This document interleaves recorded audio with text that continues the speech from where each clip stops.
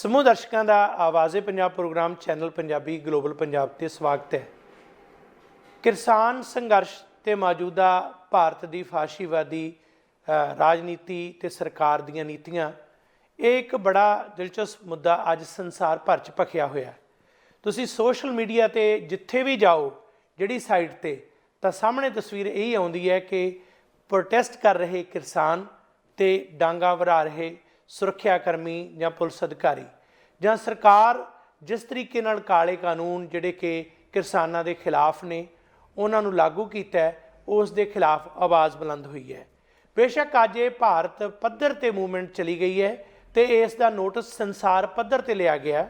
ਸੰਸਾਰ ਦੇ ਵੱਖ-ਵੱਖ ਦੇਸ਼ਾਂ, ਚਾਹੇ ਉਹ ਅਮਰੀਕਾ ਹੈ, ਚਾਹੇ ਕੈਨੇਡਾ ਹੈ, ਇੰਗਲੈਂਡ ਹੈ, ਤੇ ਬਲਕਿ ਹੋਰ ਵੀ ਉਹਨਾਂ ਦੇ ਵੱਖ-ਵੱਖ ਨੇਤਾ ਇਸ ਗੱਲ ਦਾ ਧਿਆਨ ਲੈ ਰਹੇ ਨੇ। UNO ਤੱਕ ਇਸ ਗੱਲ ਦੀ ਆਵਾਜ਼ ਪਹੁੰਚੀ ਹੈ ਤੇ ਸੋਸ਼ਲ ਮੀਡੀਆ ਤੇ ਇਸ ਗੱਲ ਨੂੰ ਬਿਆਨ ਕੀਤਾ ਗਿਆ ਕਿ ਕਿਸ ਤਰੀਕੇ ਨਾਲ ਸੋ ਕਾਲਡ ਡੈਮੋਕ੍ਰੇਸੀ ਜਿਹੜੀ ਹੈ ਉਸ ਦਾ ਅਸਲੀ ਚਿਹਰਾ ਸੰਸਾਰ ਸਾਹਮਣੇ ਆ ਰਿਹਾ ਹੈ। ਪਰ ਇਸ ਦੇ ਵਿੱਚ ਇੱਕ ਬੜਾ ਵੱਖਰਾ ਤੇ ਬਹੁਤ ਹੀ ਰੌਚਕ ਪੱਖ ਇਹ ਹੈ ਕਿ ਇਸ ਦੇ ਵਿੱਚ ਲੀਡਿੰਗ ਰੋਲ ਕਿਸ ਨੇ ਲਿਆ, ਅਗਵਾਈ ਕਿਸ ਨੇ ਦਿੱਤੀ, ਜਿਸ ਨੂੰ ਸਦਾ ਹੀ ਕਿਹਾ ਗਿਆ ਕਿ ਇਹ ਦੇਸ਼ ਲਈ ਖਤਰਾ ਹੈ, ਜਿਸ ਨੂੰ ਸਦਾ ਹੀ ਕਿਹਾ ਗਿਆ ਕਿ ਇਹ ਦਹਿਸ਼ਤਗਰਦੀ ਨੂੰ ਅਪਣਾ ਰਿਹਾ ਹੈ, ਜਿਸ ਨੂੰ ਵੱਖਵਾਦੀ ਕਿਹਾ ਗਿਆ, ਜਿਸ ਨੂੰ ਅੱਤਵਾਦੀ ਕਿਹਾ ਗਿਆ, ਜਿਸ ਦੇ ਉੱਪਰ ਕਈ ਤਰ੍ਹਾਂ ਦੇ ਦੂਸ਼ਣ ਲਾਏ ਗਏ, ਅਤੇ ਜਿਹੜਾ ਪੰਜਾਬ ਜਿਉਂਦਾ ਗੁਰਾਂ ਦੇ ਨਾਂ 'ਤੇ ਹੈ, ਉਸ ਪੰਜਾਬ ਨੂੰ ਹਮੇਸ਼ਾ ਹੀ ਕਿਸੇ ਨਾ ਕਿਸੇ ਤਰੀਕੇ ਨਾਲ ਡੁੱਬਦਾ ਪੰਜਾਬ ਜਾਂ ਢਹਿੰਦਾ ਪੰਜਾਬ ਕਿਹਾ ਗਿਆ। ਅੱਜ ਉਹ ਉੱਡਦਾ ਪੰਜਾਬ ਨਜ਼ਰ ਆ ਰਿਹਾ, ਜਿਹੜਾ ਕਿ ਸੰਸਾਰ ਦੇ ਵਿੱਚ ਇਹ ਦੱਸ ਰਿਹਾ ਕਿ ਕਿਸਾਨੀ ਅੰਦੋਲਨ ਦੀ ਅਗਵਾਈ ਦੇਸ਼ ਦਾ ਇੱਕ ਛੋਟਾ ਜਿਹਾ ਸੂਬਾ ਉਸ ਜਜ਼ਬੇ ਨਾਲ ਕਰ ਰਿਹਾ, ਜਿਹੜਾ ਜਜ਼ਬਾ ਉਸ ਦੀਆਂ ਰਗਾਂ ਦੇ ਵਿੱਚ ਗੁਰੂ ਸਾਹਿਬਾਨ ਨੇ ਪੇਸ਼ ਕੀਤਾ ਜਾਂ ਵਰਤਾਇਆ। ਇਹ ਸਾਰੀ ਸੋਚ ਨੂੰ ਲੈ ਕੇ ਅੱਜ ਦੀ ਗੱਲਬਾਤ ਕਰਾਂਗੇ ਤੇ ਕਿਸਾਨੀ ਸੰਘਰਸ਼ ਦੇ ਕੀ ਸਿੱਟੇ ਹੋ ਸਕਦੇ ਨੇ, ਜੇ ਸਹੀ ਡਾਇਰੈਕਸ਼ਨ 'ਚ ਰਿਹਾ ਤਾਂ ਕਿੱਥੇ ਪਹੁੰਚ ਸਕਦਾ ਹੈ, ਇਸ ਨੂੰ ਖਰਾਬ ਕਰਨ ਲਈ ਕਿਹੜੀਆਂ ਤਾਕਤਾਂ ਕਿਵੇਂ ਵਰਤੀਆਂ ਜਾ ਰਹੀਆਂ ਨੇ, ਕਿਸ ਤਰੀਕੇ ਦੇ ਨਾਲ ਇਸ ਨੂੰ ਤਾਰ-ਪੀੜੋ ਕਰਨ ਲਈ ਬਕਾਇਦਾ ਗੋਦੀ ਮੀਡੀਆ, ਮੌਕਾ ਪ੍ਰਸਤ ਰਾਜਨੀਤਿਕਵਾਨ ਜਾਂ ਦੇਸ਼ ਵਿਰੋਧੀ ਤੱਤ ਕਰਾਰ ਦੇ ਕੇ ਇਸ ਦੇ ਪ੍ਰੋਟੈਸਟ ਕਰਨ ਵਾਲੇ ਕਿਸਾਨਾਂ ਦੇ ਖਿਲਾਫ ਪਾਕਿਸਤਾਨੀ, ਖਾਲਿਸਤਾਨੀ ਜਾਂ ਵੱਖਵਾਦੀ ਵਰਗੇ ਸ਼ਬਦ ਵਰਤਣ ਵਾਲੇ ਕਿਸ ਪਾਸੇ ਸਾਜ਼ਿਸ਼ ਰਚਾ ਰਹੇ ਨੇ ਤੇ ਉਹ ਕਿੱਥੋਂ ਤੱਕ ਜਾ ਸਕਦੇ ਨੇ। ਸੋ ਇਹ ਸਾਰੀ ਗੱਲਬਾਤ ਨੂੰ ਲੈ ਕੇ ਅੱਜ ਇਹ ਵਿਚਾਰ ਕਰ ਰਹੇ ਹਾਂ, ਜਿਸ ਦੇ ਵਿੱਚ ਸਾਡੇ ਨਾਲ ਸ਼ਾਮਲ ਨੇ ਗੁਰਪ੍ਰੀਤ ਸਿੰਘ ਜੀ। ਜੀ ਆਇਆਂ ਨੂੰ ਗੁਰਪ੍ਰੀਤ ਸਿੰਘ, ਸਵਾਗਤ ਹੈ ਤੁਹਾਡਾ। ਬਹੁਤ ਸ਼ੁਕਰੀਆ ਗੁਰਿੰਦਰ ਸਿੰਘ ਜੀ, ਮੰਚ ਮੁਹੱਈਆ ਕਰਨ ਲਈ ਧੰਨਵਾਦ ਤੁਹਾਡਾ। ਸ਼ੁਕਰੀਆ ਜੀ। ਅਸੀਂ ਆਪਣੀ ਉਮਰ ਦੇ ਵਿੱਚ ਜਦੋਂ ਪੜ੍ਹਦੇ ਆਏ ਹਾਂ ਸੰਸਾਰ ਦੇ ਰੈਵੋਲੂਸ਼ਨਸ ਬਾਰੇ, ਅਸੀਂ ਇਹ ਪੜ੍ਹਿਆ ਕਿ ਦੁਨੀਆ ਦੇ ਵਿੱਚ ਫਰਾਂਸ ਦਾ ਇੱਕ ਇਨਕਲਾਬ ਆਇਆ, ਬੜਾ ਵੱਡਾ ਇਨਕਲਾਬ ਸੀ। ਫਰੈਂਚ ਰੈਵੋਲੂਸ਼ਨ ਦੀ ਇੱਕ ਆਪਣੀ ਜ਼ਮੀਨ ਸੀ। ਕਦੇ ਪੜ੍ਹਿਆ ਕਿ ਰੂਸ ਦਾ ਇਨਕਲਾਬ ਆਇਆ, ਰੂਸ ਦੇ ਵਿੱਚ ਚਾਰਸ਼ਾਹੀ ਖਿਲਾਫ ਜਾਂ ਉਸ ਤਾਕਤ ਦੇ ਖਿਲਾਫ ਜਿਹੜੇ ਲੋਕ ਸਨ ਜਾਗ ਉੱਠੇ, ਲੋਕਾਂ ਦਾ ਇੱਕ ਸੰਘਰਸ਼ ਬਣ ਗਿਆ, ਇੱਕ ਸਾਂਝੀਵਾਲਤਾ ਦਾ ਸੰਘਰਸ਼। ਕਦੇ ਅਸੀਂ ਇਤਿਹਾਸ ਦੇ ਵਿੱਚ ਹੋਰ ਬਹੁਤ ਕੁਝ ਪੜ੍ਹਿਆ, ਸੰਸਾਰ ਦੇ ਵਿੱਚ ਵੱਖ-ਵੱਖ ਕ੍ਰਾਂਤੀਆਂ ਦੀ ਗੱਲ ਕੀਤੀ ਹੈ। ਦੇਸ਼ ਦੀ ਵੰਡ ਤੋਂ ਪਹਿਲਾਂ ਜਿਨ੍ਹਾਂ ਜੁਝਾਰੂਆਂ ਨੇ ਦੇਸ਼ ਦੀ ਆਜ਼ਾਦੀ ਲਈ ਸੰਘਰਸ਼ ਕੀਤਾ, ਉਹਨਾਂ ਦੀਆਂ ਇਨਕਲਾਬੀ ਸੋਚਾਂ ਦੀ ਗੱਲ ਅਕਸਰ ਚੱਲਦੀ ਹੈ, ਪਰ ਇਹ ਤਾਂ ਸੁਣੀਆਂ ਸੁਣਾਈਆਂ ਗੱਲਾਂ ਸੀ। ਈਵਨ ਅਸੀਂ ਆਰੰਭਕ ਜੀਵਨ ਦੇ ਦੌਰਾਨ ਇਹ ਵੀ ਸੁਣਿਆ ਕਿ 1975 ਦਾ ਸਮਾਂ ਆਇਆ ਭਾਰਤ ਦੇ ਵਿੱਚ, ਜਦੋਂ ਉਸ ਵੇਲੇ ਦੀ ਪ੍ਰਧਾਨ ਮੰਤਰੀ ਇੰਦਰਾ ਗਾਂਧੀ ਨੇ ਐਮਰਜੈਂਸੀ ਲਾ ਦਿੱਤੀ। ਉਸ ਦੇ ਖਿਲਾਫ ਉਮੜ ਪਿਆ ਇਕੱਠ ਜਿਹੜਾ ਹੋਇਆ, ਲੋਕਾਂ ਦੇ ਅੰਦਰ ਜਜ਼ਬਾ ਸੀ, ਸਾਰਾ ਕੁਛ ਸੀ ਉਸ ਦੇ ਵਿੱਚ। ਖੈਰ, ਇਹ ਵੀ ਗੱਲ ਹੈ ਕਿ ਪੰਜਾਬ ਦੀ ਧਰਤੀ ਦੇ ਸਪੂਤਾਂ ਨੇ ਜਿਸ ਤਰੀਕੇ ਨਾਲ ਅਗਵਾਈ ਦਿੱਤੀ, ਉਹ ਵੀ ਮਿਸਾਲ ਸੀ। ਪਰ ਆਹ ਜਿਹੜਾ ਨਵਾਂ ਸੰਘਰਸ਼, ਕਿਸਾਨੀ ਸੰਘਰਸ਼ ਹੈ, ਜਿਸ ਦੀ ਸਰਜ਼ਮੀਨ ਵੀ ਬੇਸ਼ੱਕ ਆਰੰਭਕ ਦੌਰ ਦੇ ਵਿੱਚ ਪੰਜਾਬ ਹੀ ਬਣਿਆ, ਅੱਜ ਇਹ ਆਪਣੀ ਅੱਖੀਂ ਦੇਖ ਰਹੇ ਹਾਂ, ਹਰ ਪਲ ਨੂੰ ਨੇੜਿਓਂ ਤੱਕ ਰਹੇ ਹਾਂ, ਘਟਨਾਵਾਂ ਨੂੰ ਬਕਾਇਦਾ ਤੌਰ 'ਤੇ ਬਿਆਨ ਕਰ ਰਹੇ ਹਾਂ। ਤੁਸੀਂ ਆਪਣੇ ਸੋਸ਼ਲ ਮੀਡੀਆ ਦੇ ਜ਼ਰੀਏ ਜਾਂ ਆਪਣੇ ਮੰਚਾਂ ਦੇ ਜ਼ਰੀਏ ਲਗਾਤਾਰ ਲਿਖ ਰਹੇ ਹੋ, ਉਹਨੂੰ ਆਪਣੇ ਨੁਕਤਿਆਂ ਤੋਂ ਬਿਆਨ ਕਰ ਰਹੇ ਹੋ। ਸੋ ਇਹਨਾਂ ਸਾਰੀਆਂ ਕ੍ਰਾਂਤੀਆਂ ਦੇ ਮੁਕਾਬਲਤਨ ਇਹ ਜਿਹੜਾ ਇਨਕਲਾਬ ਹੈ, ਕਿਸਾਨੀ ਸੰਘਰਸ਼ ਹੈ, ਇਸ ਨੂੰ ਕਿਵੇਂ ਡਿਫਾਈਨ ਕਰਦੇ ਹੋ? ਗੁਰਿੰਦਰ ਸਿੰਘ ਜੀ, ਗੱਲ ਇਸ ਤਰ੍ਹਾਂ ਕਿ ਜਿਹੜਾ ਇਸ ਵੇਲੇ ਮੋਰਚਾ ਲੱਗਾ ਜੀ, ਉਸਨੇ ਇੱਕ ਵਾਰ ਤਾਂ ਕੇਂਦਰ ਸਰਕਾਰ ਨੂੰ ਹੱਥਾਂ ਪੈਰਾਂ ਦੀ ਪਾਤੀ ਹੈ ਜੀ, ਔਰ ਸੰਸਾਰ ਭਰ ਵਿੱਚ ਜਿਵੇਂ ਉਸਨੇ ਧਿਆਨ ਖਿੱਚਿਆ, ਇਹ ਇਸ ਦੀ ਵਿਲੱਖਣਤਾ ਹੈ ਜੀ। ਤੁਸੀਂ ਵੇਖੋ ਕਿ CBC ਇੱਥੋਂ ਦਾ ਵੱਡਾ ਮੀਡੀਆ, ਉਸਨੇ ਇਸ ਦਾ ਨੋਟਿਸ ਲਿਆ, ਅਲ ਜਜ਼ੀਰਾ ਨੇ ਨੋਟਿਸ ਲਿਆ, BBC ਨੇ ਨੋਟਿਸ ਲਿਆ, ਇੱਥੋਂ ਦੇ ਜਿਹੜੇ ਵੀ ਮੁੱਖ ਧਾਰਾ ਮੀਡੀਆ ਚੱਲ ਰਹੇ ਨੇ ਉਹ ਵੀ ਇਸ ਦਾ ਨੋਟਿਸ ਲੈ ਰਹੇ, ਉਸ 'ਤੇ ਚਰਚਾ ਕਰ ਰਹੇ।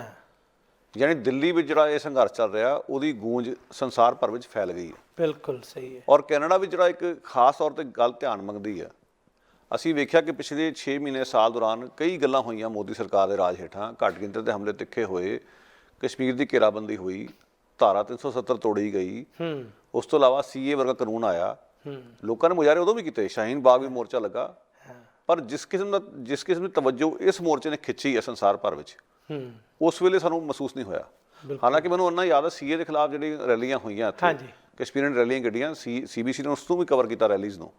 ਪਰ ਜਿਹੜੀ ਦਿਲਚਸਪ ਗੱਲ ਇਹ ਹੋਈ ਹੈ ਕਿ ਜਿਸ ਤਰ੍ਹਾਂ ਇਸ ਵਾਰ ਕੈਨੇਡਾ ਦੇ ਸਿਆਸਤਦਾਨ ਪਾਰਟੀ ਲਾਈਨਾਂ ਤੋਂ ਉੱਪਰ ਉੱਠ ਕੇ, ਚਾਹੇ ਐਨਡੀਪੀ ਦੀ ਗੱਲ ਕਰੋ, ਚਾਹੇ ਲਿਬਰਲ ਦੀ ਗੱਲ ਕਰੋ, ਚਾਹੇ ਕੰਜ਼ਰਵੇਟਿਵਸ ਦੀ ਗੱਲ ਕਰੋ, ਚਾਹੇ ਸਥਾਨਕ ਸਿਆਸਤਦਾਨ ਹੋਣ, ਵਿਧਾਨ ਸਭਾ 'ਚ ਬੈਠੇ ਹੋਣ ਜਾਂ ਆਟਵੇ ਬੈਠੇ ਹੋਣ, ਤਕਰੀਬਨ ਹਰ ਇੱਕ ਲੀਡਰ ਨੇ, ਕਿ ਹਰ ਇੱਕ ਪਾਰਟੀ ਦੇ ਕਿਸੇ ਐਮਪੀ ਨੇ ਕਿਸੇ ਨਾ ਕਿਸੇ ਨੇ ਸੋਸ਼ਲ ਮੀਡੀਆ 'ਤੇ ਜਾ ਕੇ ਤਿੱਖੇ ਬਿਆਨ ਦਿੱਤੇ ਨੇ ਔਰ ਇਸ ਦਾ ਵਿਰੋਧ ਕੀਤਾ ਜੋ ਕਿਸਾਨਾਂ ਨਾਲ ਉੱਥੇ ਹੋ ਰਿਹਾ। ਇਹ ਜਿਹੜਾ ਧਿਆਨ ਖਿੱਚਿਆ ਜਾਣਾ ਕਿਸਾਨੀ ਮੋਰਚੇ ਵੱਲ, ਇਹ ਇਸ ਦੀ ਵਿਲੱਖਣਤਾ। ਅਜੇ ਤੱਕ ਹੋਰ ਕਿਸੇ ਮੋਰਚੇ ਨੇ ਨਾ ਧਿਆਨ ਨਹੀਂ ਸੀ ਖਿੱਚਿਆ ਕਿ ਕੈਨੇਡਾ ਵਿੱਚ ਵੀ ਲੀਡਰਾਂ ਨੂੰ ਬੋਲਣਾ ਪੈ ਰਿਹਾ, ਨੋਟਿਸ ਲੈਣਾ ਪੈ ਰਿਹਾ ਇਸ ਚੀਜ਼ ਦਾ। ਇੱਥੋਂ ਦੀਆਂ ਮਨੁੱਖੀ ਅਧਿਕਾਰ ਸੰਸਥਾਵਾਂ ਜਿਵੇਂ BC ਸਿਵਲ ਲਿਬਰਟੀਜ਼ ਐਸੋਸੀਏਸ਼ਨ, ਇੱਥੋਂ ਦੇ ਜਿਹੜੇ ਖੇਤ ਕਾਮਿਆਂ ਦੀ ਵੱਡੀ union BC federation of labour, ਉਹਨਾਂ ਨੇ ਵੀ ਨੋਟਿਸ ਲਿਆ। ਇਹ ਪਹਿਲੀ ਵਾਰੀ ਹੋਇਆ ਕਿ ਇੰਨੇ ਵਿਆਪਕ ਪੱਧਰ ਤੇ ਇਹ ਗੱਲ ਕੈਨੇਡਾ ਵਰਗੇ ਦੇਸ਼ 'ਚ ਵੀ ਮਤਲਬ ਸਾਰੇ ਪਾਸੇ ਫੈਲੀ ਹੈ। ਸੋ ਇਹ ਦੱਸਦਾ ਕਿ ਇਹ ਲੜਾਈ ਤਿੱਖੀ ਕਿੰਨੀ ਹੈ, ਮੋਰਚੇ ਦੀ ਜਿਹੜੀ ਆਪਣੀ ਇੰਟੈਂਸਿਟੀ, ਜਿਹੜਾ ਉਸ ਵਿੱਚ ਜਜ਼ਬਾ ਹੈ, ਜਿਸ ਤਰੀਕੇ ਧੜਕ ਰਿਹਾ, ਉਸ ਦੀ ਗੂੰਜ ਹੈ। ਪਰ ਮੈਂ ਫਿਰ ਵੀ ਇਹ ਗੱਲ ਕਹਿਣ ਤੋਂ ਗੁਰੇਜ਼ ਕਰੂੰਗਾ ਕਿ ਮੈਂ ਇਸ ਨੂੰ ਅਜੇ ਸੰਪੂਰਨ ਇਨਕਲਾਬ ਦੇ ਰੂਪ 'ਚ ਨਹੀਂ ਵੇਖ ਰਿਹਾ। ਉਹ ਇਨਕਲਾਬ ਕਦੋਂ ਆਊਗਾ, ਉਹ ਤਾਂ ਇਹ ਸਵਾਲ ਦਾ ਭਵਿੱਖ ਦੀ ਕੁੱਖ 'ਚ ਪਿਆ ਹੋਇਆ, ਕਿਉਂਕਿ ਉਸ ਕਿਸਮ ਦੇ ਇਨਕਲਾਬ ਦੀਆਂ ਵਿਉਂਤਬੰਦੀਆਂ ਕਾਫੀ ਲੰਬੇ ਸਮੇਂ ਤੋਂ ਹੋ ਰਹੀਆਂ ਨੇ, ਚਾਹੇ ਛੱਤੀਸਗੜ੍ਹ ਵਿੱਚ ਲੜੇ ਜਾ ਰਹੇ ਘੋਲ ਨੇ, ਚਾਹੇ ਹੋਰ ਕਈ ਇਲਾਕਿਆਂ 'ਚ ਇਹੋ ਜਿਹੇ ਘੋਲ ਲੜੇ ਜਾ ਰਹੇ। ਸੋ ਉਹ ਉਸ ਪੜਾਅ 'ਤੇ ਕਦੋਂ ਇਹ ਇਨਕਲਾਬ ਪਹੁੰਚੂਗਾ ਇਹ ਤਾਂ ਕਹਿਣਾ ਔਖਾ। ਪਰ ਫਿਲਹਾਲ ਜਿਹੜਾ ਤੜਥਲ ਉਸਨੇ ਸੰਸਾਰ ਭਰ ਵਿੱਚ ਪਾ ਦਿੱਤਾ, ਪਿਛਲੇ ਕੁਝ ਸਮੇਂ ਵਿੱਚ ਹੋਈਆਂ ਜਿਹੜੀਆਂ ਅਨੇਕਾਂ ਮੁਹਿੰਮਾਂ ਦੇ ਟਾਕਰੇ ਤੇ, ਇਹ ਇਸ ਦੀ ਵਿਲੱਖਣਤਾ। ਨੌਜਵਾਨ ਪੀੜ੍ਹੀ ਦੀ ਗੱਲ ਕਰੀਏ, ਕਦੇ ਨੌਜਵਾਨ ਪੀੜ੍ਹੀ ਇਸ ਪਾਸੇ ਵੱਲ ਇੰਨੀ ਰੁਚਿਤ ਨਹੀਂ ਸੀ ਕਿ ਜਿਹੜੀ ਫਾਰਮਿੰਗ ਲਾਈਫ ਆ ਜਾਂ ਉਸ ਦੇ ਵਿੱਚ ਕਿਰਸਾਨੀ ਜੀਵਨ ਦੇ ਵਿੱਚ ਕੀ ਕੀ ਗੱਲਾਂ ਨੇ, ਕਦੇ ਉਹਨਾਂ ਨੂੰ ਪਤਾ ਨਹੀਂ ਸੀ। ਅੱਜ ਘਰਾਂ 'ਚ ਤੁਹਾਡੇ ਬੱਚੇ ਨੇ, ਚਾਹੇ 9ਵੀਂ 10ਵੀਂ 'ਚ ਪੜ੍ਹਦੇ ਨੇ, ਉਹ ਵੀ ਕਹਿੰਦੇ ਨੇ ਕਿ ਹਾਂ ਇਹ ਪੰਜਾਬ ਦੇ ਵਿੱਚ ਜਿਹੜਾ ਇਸ ਵੇਲੇ ਕਿਸ ਤਰ੍ਹਾਂ ਦਾ ਜਿਹੜਾ ਸੰਘਰਸ਼ ਚੱਲ ਰਿਹਾ, ਇੱਥੇ ਅਸੀਂ ਕਾਰ ਰੈਲੀਆਂ ਕੱਢੀਏ। ਕਦੇ ਤੁਸੀਂ ਕੈਲਗਰੀ 'ਚ ਦੇਖੋ, ਕਦੇ ਸਰੀ ਦੇ ਵਿੱਚ ਕੁਝ ਦਿਨ ਪਹਿਲਾਂ ਦੀ ਗੱਲ ਹੈ। ਇਸ ਤੋਂ ਬਾਅਦ ਇਕੱਠ ਜਿਹੜੇ ਵੱਖ-ਵੱਖ ਤਰ੍ਹਾਂ ਦੇ ਕੋਵਿਡ ਦੇ ਬਾਵਜੂਦ ਉਹਨਾਂ ਨੂੰ ਇੰਸਟਰਕਸ਼ਨ ਨੂੰ ਵਰਤਦੇ ਹੋਏ ਵੀ ਕੋਸ਼ਿਸ਼ਾਂ ਕੀਤੀਆਂ ਜਾ ਰਹੀਆਂ ਨੇ। ਅਤੇ ਨੌਜਵਾਨ ਜਿੰਨਾ ਟਵੀਟ ਕਰ ਰਹੇ ਨੇ, ਜਿੰਨਾ ਉਸ ਦੇ ਸੁਨੇਹੇ ਭੇਜ ਰਹੇ ਨੇ, ਸੋਸ਼ਲ ਮੀਡੀਆ 'ਤੇ ਹੜ੍ਹ ਆਇਆ ਪਿਆ। ਆਖਿਰਕਾਰ ਇਹ ਸੋਸ਼ਲ ਮੀਡੀਆ ਦੇ ਜ਼ਰੀਏ, ਜਿਨ੍ਹਾਂ ਦੇ ਵਿੱਚ ਅਸੀਂ ਫੇਸਬੁੱਕ 'ਤੇ ਪਿਛਲੀ ਵਾਰ ਜ਼ਿਕਰ ਵੀ ਕੀਤਾ ਸੀ ਕਿ ਭਾਰਤ ਦੇ ਵਿੱਚ ਖਾਸ ਤੌਰ 'ਤੇ ਜਿਹੜੀ ਫਾਸ਼ੀਵਾਦੀ ਤਾਕਤਾਂ ਦੇ ਵੱਲੋਂ ਆਪਣੇ ਕੁਝ ਨਾ ਕੁਝ ਨੁਮਾਇੰਦੇ ਲਾ ਕੇ ਉਸ ਨੂੰ ਆਪਣੇ ਕਬਜ਼ੇ 'ਚ ਕਰਕੇ ਉਸ ਨੂੰ ਆਪਣੇ ਵਾਸਤੇ ਵਰਤਿਆ ਜਾ ਰਿਹਾ। ਅੱਜ ਉਹ ਸਾਰੇ ਬੰਧਨ ਟੁੱਟ ਗਏ ਨੇ ਅਤੇ ਖੁੱਲ੍ਹੇ ਤੌਰ 'ਤੇ ਜਿੱਥੇ ਵੀ ਜਾਓ ਇਹੀ ਗੱਲ ਆਉਂਦੀ ਹੈ ਕਿ ਇਹ ਤਸ਼ੱਦਦ ਹੋ ਰਿਹਾ, ਧੱਕੇਸ਼ਾਹੀ ਹੋ ਰਹੀ ਹੈ, ਕਿਸਾਨਾਂ ਨਾਲ, ਧਰਤੀ ਦੇ ਪੁੱਤਾਂ ਨਾਲ ਇਹ ਧੱਕੇਸ਼ਾਹੀ ਹੋ ਰਹੀ ਹੈ। ਉਹਨਾਂ ਨੌਜਵਾਨਾਂ ਦੇ ਵੱਲੋਂ ਜਿਹੜੀ ਮੁਹਿੰਮ ਦੇ ਵਿੱਚ ਭੂਮਿਕਾ ਨਿਭਾਈ ਜਾ ਰਹੀ ਹੈ, ਉਹਨਾਂ ਦੇ ਬਾਰੇ ਕੀ ਸੋਚਦੇ ਹੋ? ਗੱਲ ਇਸ ਤਰ੍ਹਾਂ ਕਿ ਇੱਕ ਬੜੀ ਵਧੀਆ ਸੁਰਖੀ ਲਾਈ ਕਿਸੇ ਮੀਡੀਆ ਏਜੰਸੀ ਨੇ ਜਾਂ ਖਬਰ ਏਜੰਸੀ ਨੇ, ਕੋਈ ਟਰੈਕਟਰਾਂ ਤੋਂ ਟੁੱਟਰਾਂ ਤੱਕ, ਬਿਲਕੁਲ ਜਿਹੜੇ ਸੰਘਰਸ਼ ਟਰੈਕਟਰਾਂ 'ਤੇ ਲੜੇ ਜਾ ਰਹੇ ਸੀਗੇ, ਹੁਣ ਉਹ ਟਵਿੱਟਰਾਂ 'ਤੇ ਪਹੁੰਚ ਗਏ। ਜਾਣੀ ਕਿਰਸਾਨੀ ਘੋਲ ਜਿਹੜਾ ਹੈ ਉਹ ਸਿਰਫ ਟਰੈਕਟਰਾਂ ਤੱਕ ਮਹਿਦੂਦ ਨਹੀਂ ਰਿਹਾ, ਹੁਣ ਟਵਿੱਟਰਾਂ ਦੇ ਵਿੱਚ ਉਹਨਾਂ ਦਾ ਇੱਕ ਹੜ ਜਿਹੜਾ ਚੜ੍ਹਿਆ ਹੁੰਦਾ ਉੱਪਰ ਨੂੰ। ਸੋ ਇਹ ਜਿਹੜਾ ਨਵੀਂ ਟੈਕਨੋਲੋਜੀ ਦੀ ਮਿਹਰਬਾਨੀ ਕਹਿ ਲਓ। ਪਰ ਮੈਂ ਗੱਲ ਫਿਰ ਉੱਥੇ ਲੈ ਕੇ ਜਾਊਂਗਾ ਕਿ ਜਿਸ ਸ਼ਿੱਦਤ ਨਾਲ ਲੜਾਈ ਲੜੀ ਜਾ ਰਹੀ ਹੈ, ਕੋਈ ਵਜ੍ਹਾ ਨਹੀਂ ਸੀ ਕਿ ਮੀਡੀਆ ਇਸ ਨੂੰ ਇਗਨੋਰ ਕਰਦਾ। ਚਾਹੇ ਨੈਗੇਟਿਵ ਪਬਲਿਸਿਟੀ ਵੀ ਹੋਈ ਹੈ, ਪਰ ਕਵਰੇਜ ਹੋਈ ਹੈ ਔਰ ਉਸ ਦੀ ਗੂੰਜ ਦੂਰ ਤੱਕ ਗਈ ਹੈ। ਕੈਨੇਡਾ ਵਰਗੇ ਮੁਲਕ ਵਿੱਚ ਵੀ ਉਸ ਦੀ ਗੂੰਜ ਮਹਿਸੂਸ ਹੋ ਰਹੀ ਹੈ। ਇੱਥੋਂ ਦੇ ਵੀ ਸਾਡੇ CKNW ਨਾਲ ਜੁੜੀਆਂ ਕੁਝ ਹੋਣਹਾਰ ਲੜਕੀਆਂ ਨੇ, ਨਿਊਜ਼ 1130 ਨਾਲ, ਉਹਨਾਂ ਨੇ ਵੀ ਟਵਿੱਟਰ 'ਤੇ ਜਾ ਕੇ ਚਰਚਾ ਕੀਤੀ ਇਸ ਦੀ। ਸੋ ਕੋਈ ਵਜ੍ਹਾ ਨਹੀਂ ਸੀ। ਜਦੋਂ ਇਹੋ ਜਿਹੀ ਗੱਲ ਸਾਰੇ ਪਾਸੇ ਤੁਸੀਂ ਵੇਖੋਗੇ ਤਾਂ ਨੈਚੁਰਲੀ ਧਿਆਨ ਖਿੱਚਿਆ ਜਾਊਗਾ। ਇਹੋ ਜਿਹੀ ਗੱਲ ਕਸ਼ਮੀਰ ਵੇਲੇ ਨਹੀਂ ਸੀ ਹੋਈ, ਇਹੋ ਜਿਹੀ ਗੱਲ ਸੀਏ ਵੇਲੇ ਵੀ ਨਹੀਂ ਸੀ ਹੋਈ, ਪਰ ਇਸ ਵੇਲੇ ਜੋ ਇੱਥੋਂ ਦੇ ਸਿਆਸਤਦਾਨਾਂ ਨੂੰ ਵੀ ਬੋਲਣਾ ਪੈ ਰਿਹਾ, ਮੈਂ ਸਿਰਾ ਸਾਰਾ ਉਹਨਾਂ ਕਿਸਾਨਾਂ ਦੇ ਸਿਰ ਬੰਨੂੰਗਾ ਇਸ ਗੱਲ ਦਾ ਜਿਨ੍ਹਾਂ ਨੇ ਉੱਥੇ ਜਾ ਕੇ ਲੜਾਈ ਲੜ ਕੇ ਵਿਖਾਈ ਹੈ। ਤੁਸੀਂ ਦੇਖੋ ਕਿ ਪਿਛਲੇ ਦਿਨੀ ਕੌਂਸਲ ਜਨਰਲ ਦੇ ਦਫ਼ਤਰ ਦੇ ਮੂਹਰੇ ਕੁਝ ਇੱਕ ਸੰਸਥਾਵਾਂ ਨੇ ਕੋਵਿਡ ਦੇ ਸ਼ਰਤਾਂ ਮੰਨਦੇ ਹੋਏ ਪ੍ਰੋਟੈਸਟ ਕੀਤੇ। ਇੱਥੇ ਇੱਕ ਦੋ ਥਾਵਾਂ ਐਸੀਆਂ ਦੇਖੀਆਂ ਕਿ ਜਿਨ੍ਹਾਂ ਦੇ ਵਿੱਚ ਇੱਕ ਸੂਝਵਾਨ ਇੱਕ ਵਿਅਕਤੀ ਆਪਣੀ ਧੀ ਨੂੰ ਲੈ ਕੇ ਇਕੱਲਿਆਂ ਆਪਣੇ ਹੱਥ ਦੇ ਵਿੱਚ ਬਕਾਇਦਾ ਉਹ ਫੜ ਕੇ ਸਾਈਨ ਤੇ ਕਹਿ ਰਿਹਾ ਕਿ ਕਿਸਾਨਾਂ ਨਾਲ ਧੱਕਾ ਹੋ ਰਿਹਾ, ਉਹਨਾਂ ਦੇ ਹੱਕ ਖੋਏ ਜਾ ਰਹੇ ਨੇ। ਉਹਨਾਂ ਦੀ ਬੱਚੀ ਜਿਹੜੀ ਹੈ ਕੈਨੇਡੀਅਨ ਬੋਰਨ, ਉਹ ਪ੍ਰੋਟੈਸਟ ਕਰ ਰਹੀ ਹੈ। ਹੁਣੇ ਜਦੋਂ ਮੈਂ ਤੁਹਾਡੇ ਨਾਲ ਗੱਲ ਕਰ ਰਿਹਾ ਸੀ, ਮੈਨੂੰ ਸੁਣਾਇਆ ਐਬਸਪੋਰਟ ਦੇ ਵਿੱਚ ਐਨ ਇਸ ਸਮੇਂ ਜਿਸ ਤਰ੍ਹਾਂ ਇੱਕ ਸਾਊਥ ਫਰੇਜ਼ਰ ਵੇ ਤੇ ਕਲੀਅਰ ਬੁੱਕ ਦੇ ਜਿਹੜਾ ਮੋੜ ਹੈ, ਉੱਥੇ ਕੁਝ ਨੌਜਵਾਨਾਂ ਨੇ ਇਕੱਠਿਆਂ ਹੋ ਕੇ ਬਕਾਇਦਾ ਸਾਈਨ ਹੱਥ 'ਚ ਫੜ ਕੇ ਪ੍ਰੋਟੈਸਟ ਕੀਤਾ। ਜਾਣੀ ਕਿ ਹਰ ਕਿਸੇ ਦੇ ਦਿਲ 'ਚ ਇਹ ਚੱਲ ਰਿਹਾ। ਇੱਥੋਂ ਤੱਕ ਕਿ ਵਿਦੇਸ਼ਾਂ 'ਚ ਬੈਠੇ ਜਿਹੜੇ ਲੋਕ ਆਵਾਜ਼ ਉਠਾ ਰਹੇ ਨੇ, ਉਹਨਾਂ 'ਚੋਂ ਕਈਆਂ ਨੇ ਸੋਸ਼ਲ ਮੀਡੀਆ 'ਤੇ ਟਵੀਟ ਕਰਦਿਆਂ ਵੀ ਕਿਹਾ ਕਿ ਅਸੀਂ ਆਪਣੇ ਆਪ ਨੂੰ ਭਗੌੜਾ ਮਹਿਸੂਸ ਕਰ ਰਹੇ ਹਾਂ ਕਿ ਦਿੱਲੀ ਦੇ ਵਿੱਚ ਜਾ ਕੇ ਪੂਰੇ ਦਾ ਪੂਰਾ ਪੰਜਾਬ ਅੱਜ ਦਿੱਲੀ ਪਹੁੰਚਿਆ ਹੋਇਆ ਅਤੇ ਅਸੀਂ ਇੱਥੇ ਬੈਠੇ ਹਾਂ, ਅਸੀਂ ਆਪਣੇ ਆਪ ਅੰਦਰ ਜਿਹੜੀ ਹੀਨ ਭਾਵਨਾ ਮਹਿਸੂਸ ਕਰ ਰਹੇ ਹਾਂ। ਚਲੋ ਹੁਣ ਸਾਡੇ ਕੋਲ ਇੱਕ ਤਰੀਕਾ ਤਾਂ ਹੈ ਨਾ, ਸਾਡੇ ਕੋਲ ਕਲਮ ਹੈ, ਸਾਡੇ ਕੋਲ ਸੋਸ਼ਲ ਮੀਡੀਆ ਹੈ, ਸਾਡੇ ਕੋਲ ਇੰਟਰਨੈਸ਼ਨਲ ਪ੍ਰੈਸ਼ਰ ਹੈ, ਅਸੀਂ ਪਾਈਏ ਤਾਂ ਸਹੀ। ਵਰਨਾ ਜਿਨ੍ਹਾਂ ਚੈਨਲ ਦੀ ਤੁਸੀਂ ਗੱਲ ਕੀਤੀ ਹੈ, ਕੁਝ ਦਿਨ ਪਹਿਲਾਂ ਉਹਨਾਂ ਨੇ ਜ਼ਿਕਰ ਤੱਕ ਨਹੀਂ ਸੀ ਕੀਤਾ। ਉਹ ਹਾਂਗਕਾਂਗ ਚੱਲ ਰਹੇ ਪ੍ਰੋਟੈਸਟ ਨੂੰ ਦਿਖਾ ਰਹੇ ਸੀ, ਉਹ ਮਿਡਲ ਈਸਟ ਦੇ ਘਟਨਾਵਾਂ ਨੂੰ ਦਿਖਾ ਰਹੇ ਸੀ, ਅਮਰੀਕਾ ਦੇ ਰਾਸ਼ਟਰਪਤੀ ਚੋਣਾਂ ਦਾ ਅਜੇ ਤੱਕ ਭੂਤ ਨਹੀਂ ਉਤਰਿਆ, ਉਹ ਸਵਾਰ ਹੈ, ਤਾਪ ਚੜ੍ਹਿਆ ਹੋਇਆ, ਹੋਰ ਕਈ ਗੱਲਾਂ ਇਹਦੇ ਬਾਰੇ ਗੱਲ ਨਹੀਂ ਸੀ ਕਰ ਰਹੇ। ਪੋਲੀਟੀਸ਼ੀਅਨ ਜਿਹੜੇ ਕਿ ਆਮ ਕਰਕੇ ਦੁਨੀਆ ਦੇ ਕਿਸੇ ਵੀ ਹਿੱਸੇ ਦੇ ਵਿੱਚ ਕੁਝ ਵੀ ਹੁੰਦਾ ਹੈ ਤਾਂ ਸਭ ਤੋਂ ਮੂਹਰੇ ਹੋ ਕੇ ਉਹਦੀ ਨਿੰਦਾ ਕਰਦੇ ਨੇ, ਪਰ ਜਦੋਂ ਭਾਰਤੀ ਫਾਸ਼ੀਵਾਦ ਸਿਸਟਮ ਦੇ ਉੱਪਰ ਕੋਈ ਗੱਲ ਆਉਂਦੀ ਹੈ ਤਾਂ ਉਹਨਾਂ ਨੂੰ ਦੰਦਲਾਂ ਪੈ ਜਾਂਦੀਆਂ ਨੇ, ਮੂੰਹ ਸਿਉਂਤੇ ਜਾਂਦੇ ਨੇ, ਮੂੰਹ 'ਚ ਘੁੰਗਣੀਆਂ ਪੈ ਜਾਂਦੀਆਂ। ਲੋਕਾਂ ਦਾ ਪ੍ਰੈਸ਼ਰ ਦਬਾਅ ਐਸਾ ਪਿਆ ਕਿ ਕੁਝ ਨੇ ਮੂੰਹ ਖੋਲ੍ਹੇ ਆ, ਉਹ ਬੋਲੇ ਆ, ਉਹਨਾਂ ਦਾ ਧੰਨਵਾਦ ਹੈ, ਪਰ ਉਹ ਟਵੀਟ ਕਰਨ ਤੋਂ ਬਾਅਦ ਹੁਣ ਗਾਂਹ ਵੀ ਚੱਲਣ, ਆਪਣੇ ਪਾਰਟੀ ਦੇ ਲੀਡਰਾਂ ਰਾਹੀਂ ਉੱਥੇ ਇੰਡੀਅਨ ਸਰਕਾਰ 'ਤੇ ਵੀ ਪ੍ਰੈਸ਼ਰ ਪਾਉਣ। ਪਰ ਉਹਨਾਂ ਦਾ ਕੀ ਕਰੀਏ ਜਿਹੜੇ ਅਜੇ ਵੀ ਮੂੰਹ ਸਿਉਂ ਬੈਠੇ ਆ, ਵੱਡੇ ਵੱਡੇ ਅਹੁਦਿਆਂ 'ਤੇ ਬੈਠੇ ਆ, ਅਜੇ ਵੀ ਉਹਨਾਂ ਲੋਕਾਂ ਦੇ ਅੰਦਰ ਇਸ ਗੱਲ ਦਾ ਮਾਦਾ ਨਹੀਂ ਕਿ ਉਹ ਬੋਲ ਸਕਣ। ਇਹੋ ਜਿਹੇ ਲੋਕਾਂ ਨੂੰ ਤਾਂ ਮੈਨੂੰ ਨਹੀਂ ਲੱਗਦਾ ਕਿ ਅਸੀਂ ਲੋਕਾਂ ਦੇ ਨੇਤਾ ਅਖਵਾਉਣ ਦਾ ਹੱਕ ਵੀ ਦੇਈਏ, ਬਲਕਿ ਉਹ ਬਿਲਕੁਲ ਇਸ ਪਰਿਭਾਸ਼ਾ ਦੇ ਵਿੱਚ ਫਿੱਟ ਨਹੀਂ ਆਉਂਦੇ। ਗੱਲ ਇਸ ਤਰ੍ਹਾਂ ਗੁਰਵਿੰਦਰ ਸਿੰਘ ਜੀ ਕਿ ਦੇਖੋ, ਅੱਜ ਗੁਰੂ ਨਾਨਕ ਦੇਵ ਜੀ ਦਾ ਜਨਮ ਦਿਹਾੜਾ ਵੀ ਮਨਾਇਆ ਜਾ ਰਿਹਾ ਜੀ। BC ਦੇ ਮੁੱਖ ਮੰਤਰੀ ਨੇ ਵਧਾਈਆਂ ਦਿੱਤੀਆਂ, ਕੈਨੇਡਾ ਦੇ ਪ੍ਰਧਾਨ ਮੰਤਰੀ ਨੇ ਵੀ ਵਰਚੁਅਲ ਟੈਕਨੋਲੋਜੀ ਦੇ ਜ਼ਰੀਏ ਉਸ ਨੂੰ ਮਨਾਇਆ। ਜੀ। ਪਰ ਇਹ ਕਾਫੀ ਨਹੀਂ ਹੈ। ਇੱਥੋਂ ਦੀਆਂ ਜਿਹੜੀਆਂ ਪ੍ਰੋਗਰੈਸਿਵ ਸਰਕਾਰਾਂ ਨੂੰ ਵੀ ਬੋਲਣਾ ਚਾਹੀਦਾ, ਦਖਲ ਦੇਣਾ ਚਾਹੀਦਾ। ਜੀ। ਕੈਨੇਡਾ ਆਪਣੇ ਆਪ ਨੂੰ ਹਿਊਮਨ ਰਾਈਟਸ ਦਾ ਲੀਡਰ ਕਹਿੰਦਾ, ਉਹਦਾ ਦਖਲ ਦੇਣਾ ਬਣਦਾ। ਜੀ। ਜੇ ਵਾਕਈ ਤੁਸੀਂ ਗੁਰੂ ਨਾਨਕ ਸਾਹਿਬ ਦੀ ਕਦਰ ਕਰਦੇ ਹੋ ਤਾਂ ਬੋਲੋ। ਹਾਂਜੀ। BC ਦੇ ਮੁੱਖ ਮੰਤਰੀ ਖੁਦ ਕਿਰਤੀਆਂ ਦੀ ਸਰਕਾਰ ਕਹਾਉਂਦੇ ਨੇ, ਜੀ। ਉਹਨਾਂ ਨੂੰ ਕੁਝ ਕਹਿਣਾ ਚਾਹੀਦਾ। ਐਲਬਰਟਾ ਦੀ ਸਾਬਕਾ ਮੁੱਖ ਮੰਤਰੀ ਰੇਚਲ ਨੋਟਲੀ ਬੋਲ ਚੁੱਕੀ ਹੈ, ਪਰ ਕਿਉਂਕਿ ਆਪੋਜੀਸ਼ਨ 'ਚ ਹੈ ਇਸ ਕਰਕੇ ਉਹਦਾ ਬੋਲਣਾ ਸੌਖਾ ਸੀਗਾ, ਪਰ ਸਰਕਾਰ 'ਚ ਹੁੰਦਿਆਂ ਤੁਹਾਨੂੰ ਬੋਲਣਾ ਚਾਹੀਦਾ। ਬਿਲਕੁਲ, ਮੇਰੇ ਨਿੱਜੀ ਵਿਚਾਰ ਨੇ। ਹਾਂਜੀ। ਦੂਜੀ ਗੱਲ ਇਹ ਕਿ ਜਿਹੜੀ ਇੱਕ ਚੰਗੀ ਗੱਲ ਇਹ ਹੋਈ ਹੈ ਸਾਰੀ ਗੱਲ 'ਚ, ਜਿਵੇਂ ਅਸੀਂ ਵੇਖਦੇ ਹਾਂ ਕਿ ਕੋਵਿਡ-19 ਕਰਕੇ ਮਾਯੂਸੀ ਹੈ ਲੋਕਾਂ ਦੀ ਕਿ ਉਹ ਖੁੱਲ੍ਹ ਕੇ ਵੱਡੇ ਵੱਡੇ ਇਕੱਠ ਨਹੀਂ ਕਰ ਪਾ ਰਹੇ, ਪਰ ਫਿਰ ਵੀ ਜਿਹੜੇ ਹੁਣ ਤੱਕ ਸਟੈਪ ਚੁੱਕੇ ਗਏ ਆ, ਜਿਵੇਂ ਕਾਰ ਰੈਲੀ ਹੈ ਜਾਂ ਛੋਟੇ ਛੋਟੇ ਬਰਮਾ ਸ਼ੇਵ ਖੂੰਜਾਂ ਦੇ ਖੜ ਕੇ ਸਾਈਨ ਹਿਲਾਉਣੇ, ਇਹ ਵੀ ਵਧੀਆ ਸੁਨੇਹਾ ਗਿਆ। ਬਿਲਕੁਲ, ਮੈਂ ਉਹਨਾਂ ਨੂੰ ਵੀ ਦਾਦ ਦੇਵਾਂਗਾ, ਆਪਣੇ ਉਹਨਾਂ ਦੋਸਤਾਂ ਨੂੰ ਜਿਨ੍ਹਾਂ ਨੇ ਵੈਂਕੂਵਰ ਕੌਂਸਲੇਟ ਦੇ ਬਾਹਰ ਭਾਵੇਂ ਥੋੜ੍ਹੀ ਗਿਣਤੀ ਜਾ ਕੇ ਮਾਸਕ ਲੈ ਕੇ ਜ਼ਿੰਮੇਵਾਰੀ ਨਾਲ ਆਪਣਾ ਫਰਜ਼ ਅਦਾ ਕੀਤਾ। ਪਰ ਤੁਸੀਂ ਵੇਖੋ ਕਿ ਕੋਵਿਡ-19 ਦੇ ਬਾਵਜੂਦ ਵੀ ਇਹ ਚਰਚਾ ਮੁੱਕੀ ਨਹੀਂ। ਸੋਸ਼ਲ ਮੀਡੀਆ 'ਤੇ ਗੱਲ ਲਗਾਤਾਰ ਹੋ ਰਹੀ ਹੈ। ਸਾਂਸਦ ਜਿਹੜੀ ਇੱਥੋਂ ਦੀ ਜਥੇਬੰਦੀ ਹੈ ਪੁਰਾਣੀ, ਚਿਨਮਿੰਦਰ ਜੀ ਦੇ ਨਾਲ ਜੁੜੇ ਹੋਏ ਸੀਗੇ, ਹਰੀ ਸ਼ਰਮਾ, ਉਹਨਾਂ ਨੇ ਬਕਾਇਦਾ ਫੇਸਬੁੱਕ 'ਤੇ ਲਾਈਵ ਪੀ ਸਾਈਨਾਥ ਨੂੰ ਉੱਥੋਂ ਇੰਡੀਆ ਤੋਂ ਲੈ ਕੇ, ਜਿਹੜੇ ਕਿ ਖੇਤੀਬਾੜੀ ਜਿਹੜਾ ਹੈ ਆਧਾਰਿਤ ਆਰਥਿਕਤਾ ਨੂੰ ਸਮਝਦੇ ਜਾਂ ਕਿਸਾਨਾਂ ਵੱਲੋਂ ਖੁਦਕੁਸ਼ੀਆਂ ਨੂੰ ਕਾਫੀ ਲੰਬੇ ਸਮੇਂ ਤੋਂ ਉਸ ਦੇ ਬਾਰੇ ਲਿਖਦੇ ਆਏ ਆ, ਉਹਨਾਂ ਨੂੰ ਲੈ ਕੇ ਉਹਨਾਂ ਦਾ ਗੋਸ਼ਟ ਕਰਵਾਇਆ ਜੀ, ਤਾਂ ਜੋ ਮੁੱਦਾ ਜਿਉਂਦਾ ਰਹੇ। ਸੋ ਕੋਸ਼ਿਸ਼ਾਂ ਹੋ ਰਹੀਆਂ। ਹੁਣ ਇਹ ਕਿ ਇੱਥੋਂ ਦੀ ਸਰਕਾਰਾਂ ਕੀ ਵਾਕਈ ਇਸ ਦਾ ਨੋਟਿਸ ਲੈ ਕੇ ਦਖਲ ਦੇਣਗੀਆਂ, ਨਹੀਂ ਦੇਣਗੀਆਂ, ਸਵਾਲ ਉੱਥੇ ਖੜਾ। ਬਿਲਕੁਲ ਸਹੀ ਹੈ। ਪਰ ਜਿਹੜੀ ਇੱਕ ਹੋਰ ਜਿਹੜੀ ਚੰਗੀ ਗੱਲ ਹੋਈ ਆ, ਅੱਜ ਤੱਕ ਪੰਜਾਬ ਤੋਂ ਮਨਹੂਸ ਖਬਰਾਂ ਆ ਰਹੀਆਂ ਸੀਗੀਆਂ, ਫਲਾਣੇ ਪਿੰਡ 'ਚ ਕਿਸੇ ਕਿਸਾਨ ਨੇ ਖੁਦਕੁਸ਼ੀ ਕਰ ਲਈ, ਫਲਾਣੇ ਨੇ ਫਾਹਾ ਲੈ ਲਿਆ, ਫਲਾਣਾ ਸਲਫਾਸ ਖਾ ਕੇ ਚੜ੍ਹਾਈ ਕਰ ਗਿਆ, ਜੀਵਨ ਲੀਲਾ ਖਤਮ ਕਰ ਲਈ। ਅੱਜ ਖਬਰਾਂ ਇਹ ਆ ਰਹੀਆਂ ਕਿਸਾਨ ਸੜਕਾਂ 'ਤੇ ਨਿਕਲਿਆ ਹੋਇਆ, ਸਟੇਟ ਦੀਆਂ ਅੱਖਾਂ 'ਚ ਅੱਖਾਂ ਪਾ ਕੇ ਵੇਖ ਰਿਹਾ। ਸੋ ਸਾਡੇ ਲਈ ਇਹ ਗੱਲ ਖੁਸ਼ੀ ਦੀ ਹੈ, ਫਖਰ ਦੀ ਹੈ। ਬਿਲਕੁਲ, ਬੜੀ ਵੱਡੀ ਹੈ। ਤੁਸੀਂ ਜਿਨ੍ਹਾਂ ਕਿਸਾਨਾਂ ਦੀ ਗੱਲ ਕਰ ਰਹੇ ਹੋ, ਦੇਖੋ ਜਿਸ ਤਰੀਕੇ ਨਾਲ ਉਹਨਾਂ ਦੀ ਜਿਹੜੀ ਇੰਟਰਵਿਊਜ਼ ਕਰੇ ਸੁਣੋ, ਸਿੱਧੀਆਂ ਸੱਧੀਆਂ ਗੱਲਾਂ, ਕਹਿੰਦੇ ਵੀ ਅਸੀਂ ਬਾਬਾ ਬਘੇਲ ਸਿੰਘ ਦੇ ਵਾਰਸ ਹਾਂ, ਸਾਡੀਆਂ ਰਗਾਂ ਦੇ ਵਿੱਚ ਗੁਰੂ ਗੋਬਿੰਦ ਸਿੰਘ ਦਾ ਬਖਸ਼ਿਆ ਖੂਨ ਹੈ। ਬੰਦਾ ਸਿੰਘ ਬਹਾਦਰ ਸਾਡੇ ਮੁਖੀ ਨੇ ਜਿਹੜੇ ਜਰਵਾਣਿਆਂ ਦੇ ਖਿਲਾਫ ਲੜੇ ਤੇ ਹਲਵਾਕਾਂ ਨੂੰ ਉਹਨਾਂ ਦੀਆਂ ਜ਼ਮੀਨਾਂ ਦਵਾਈਆਂ।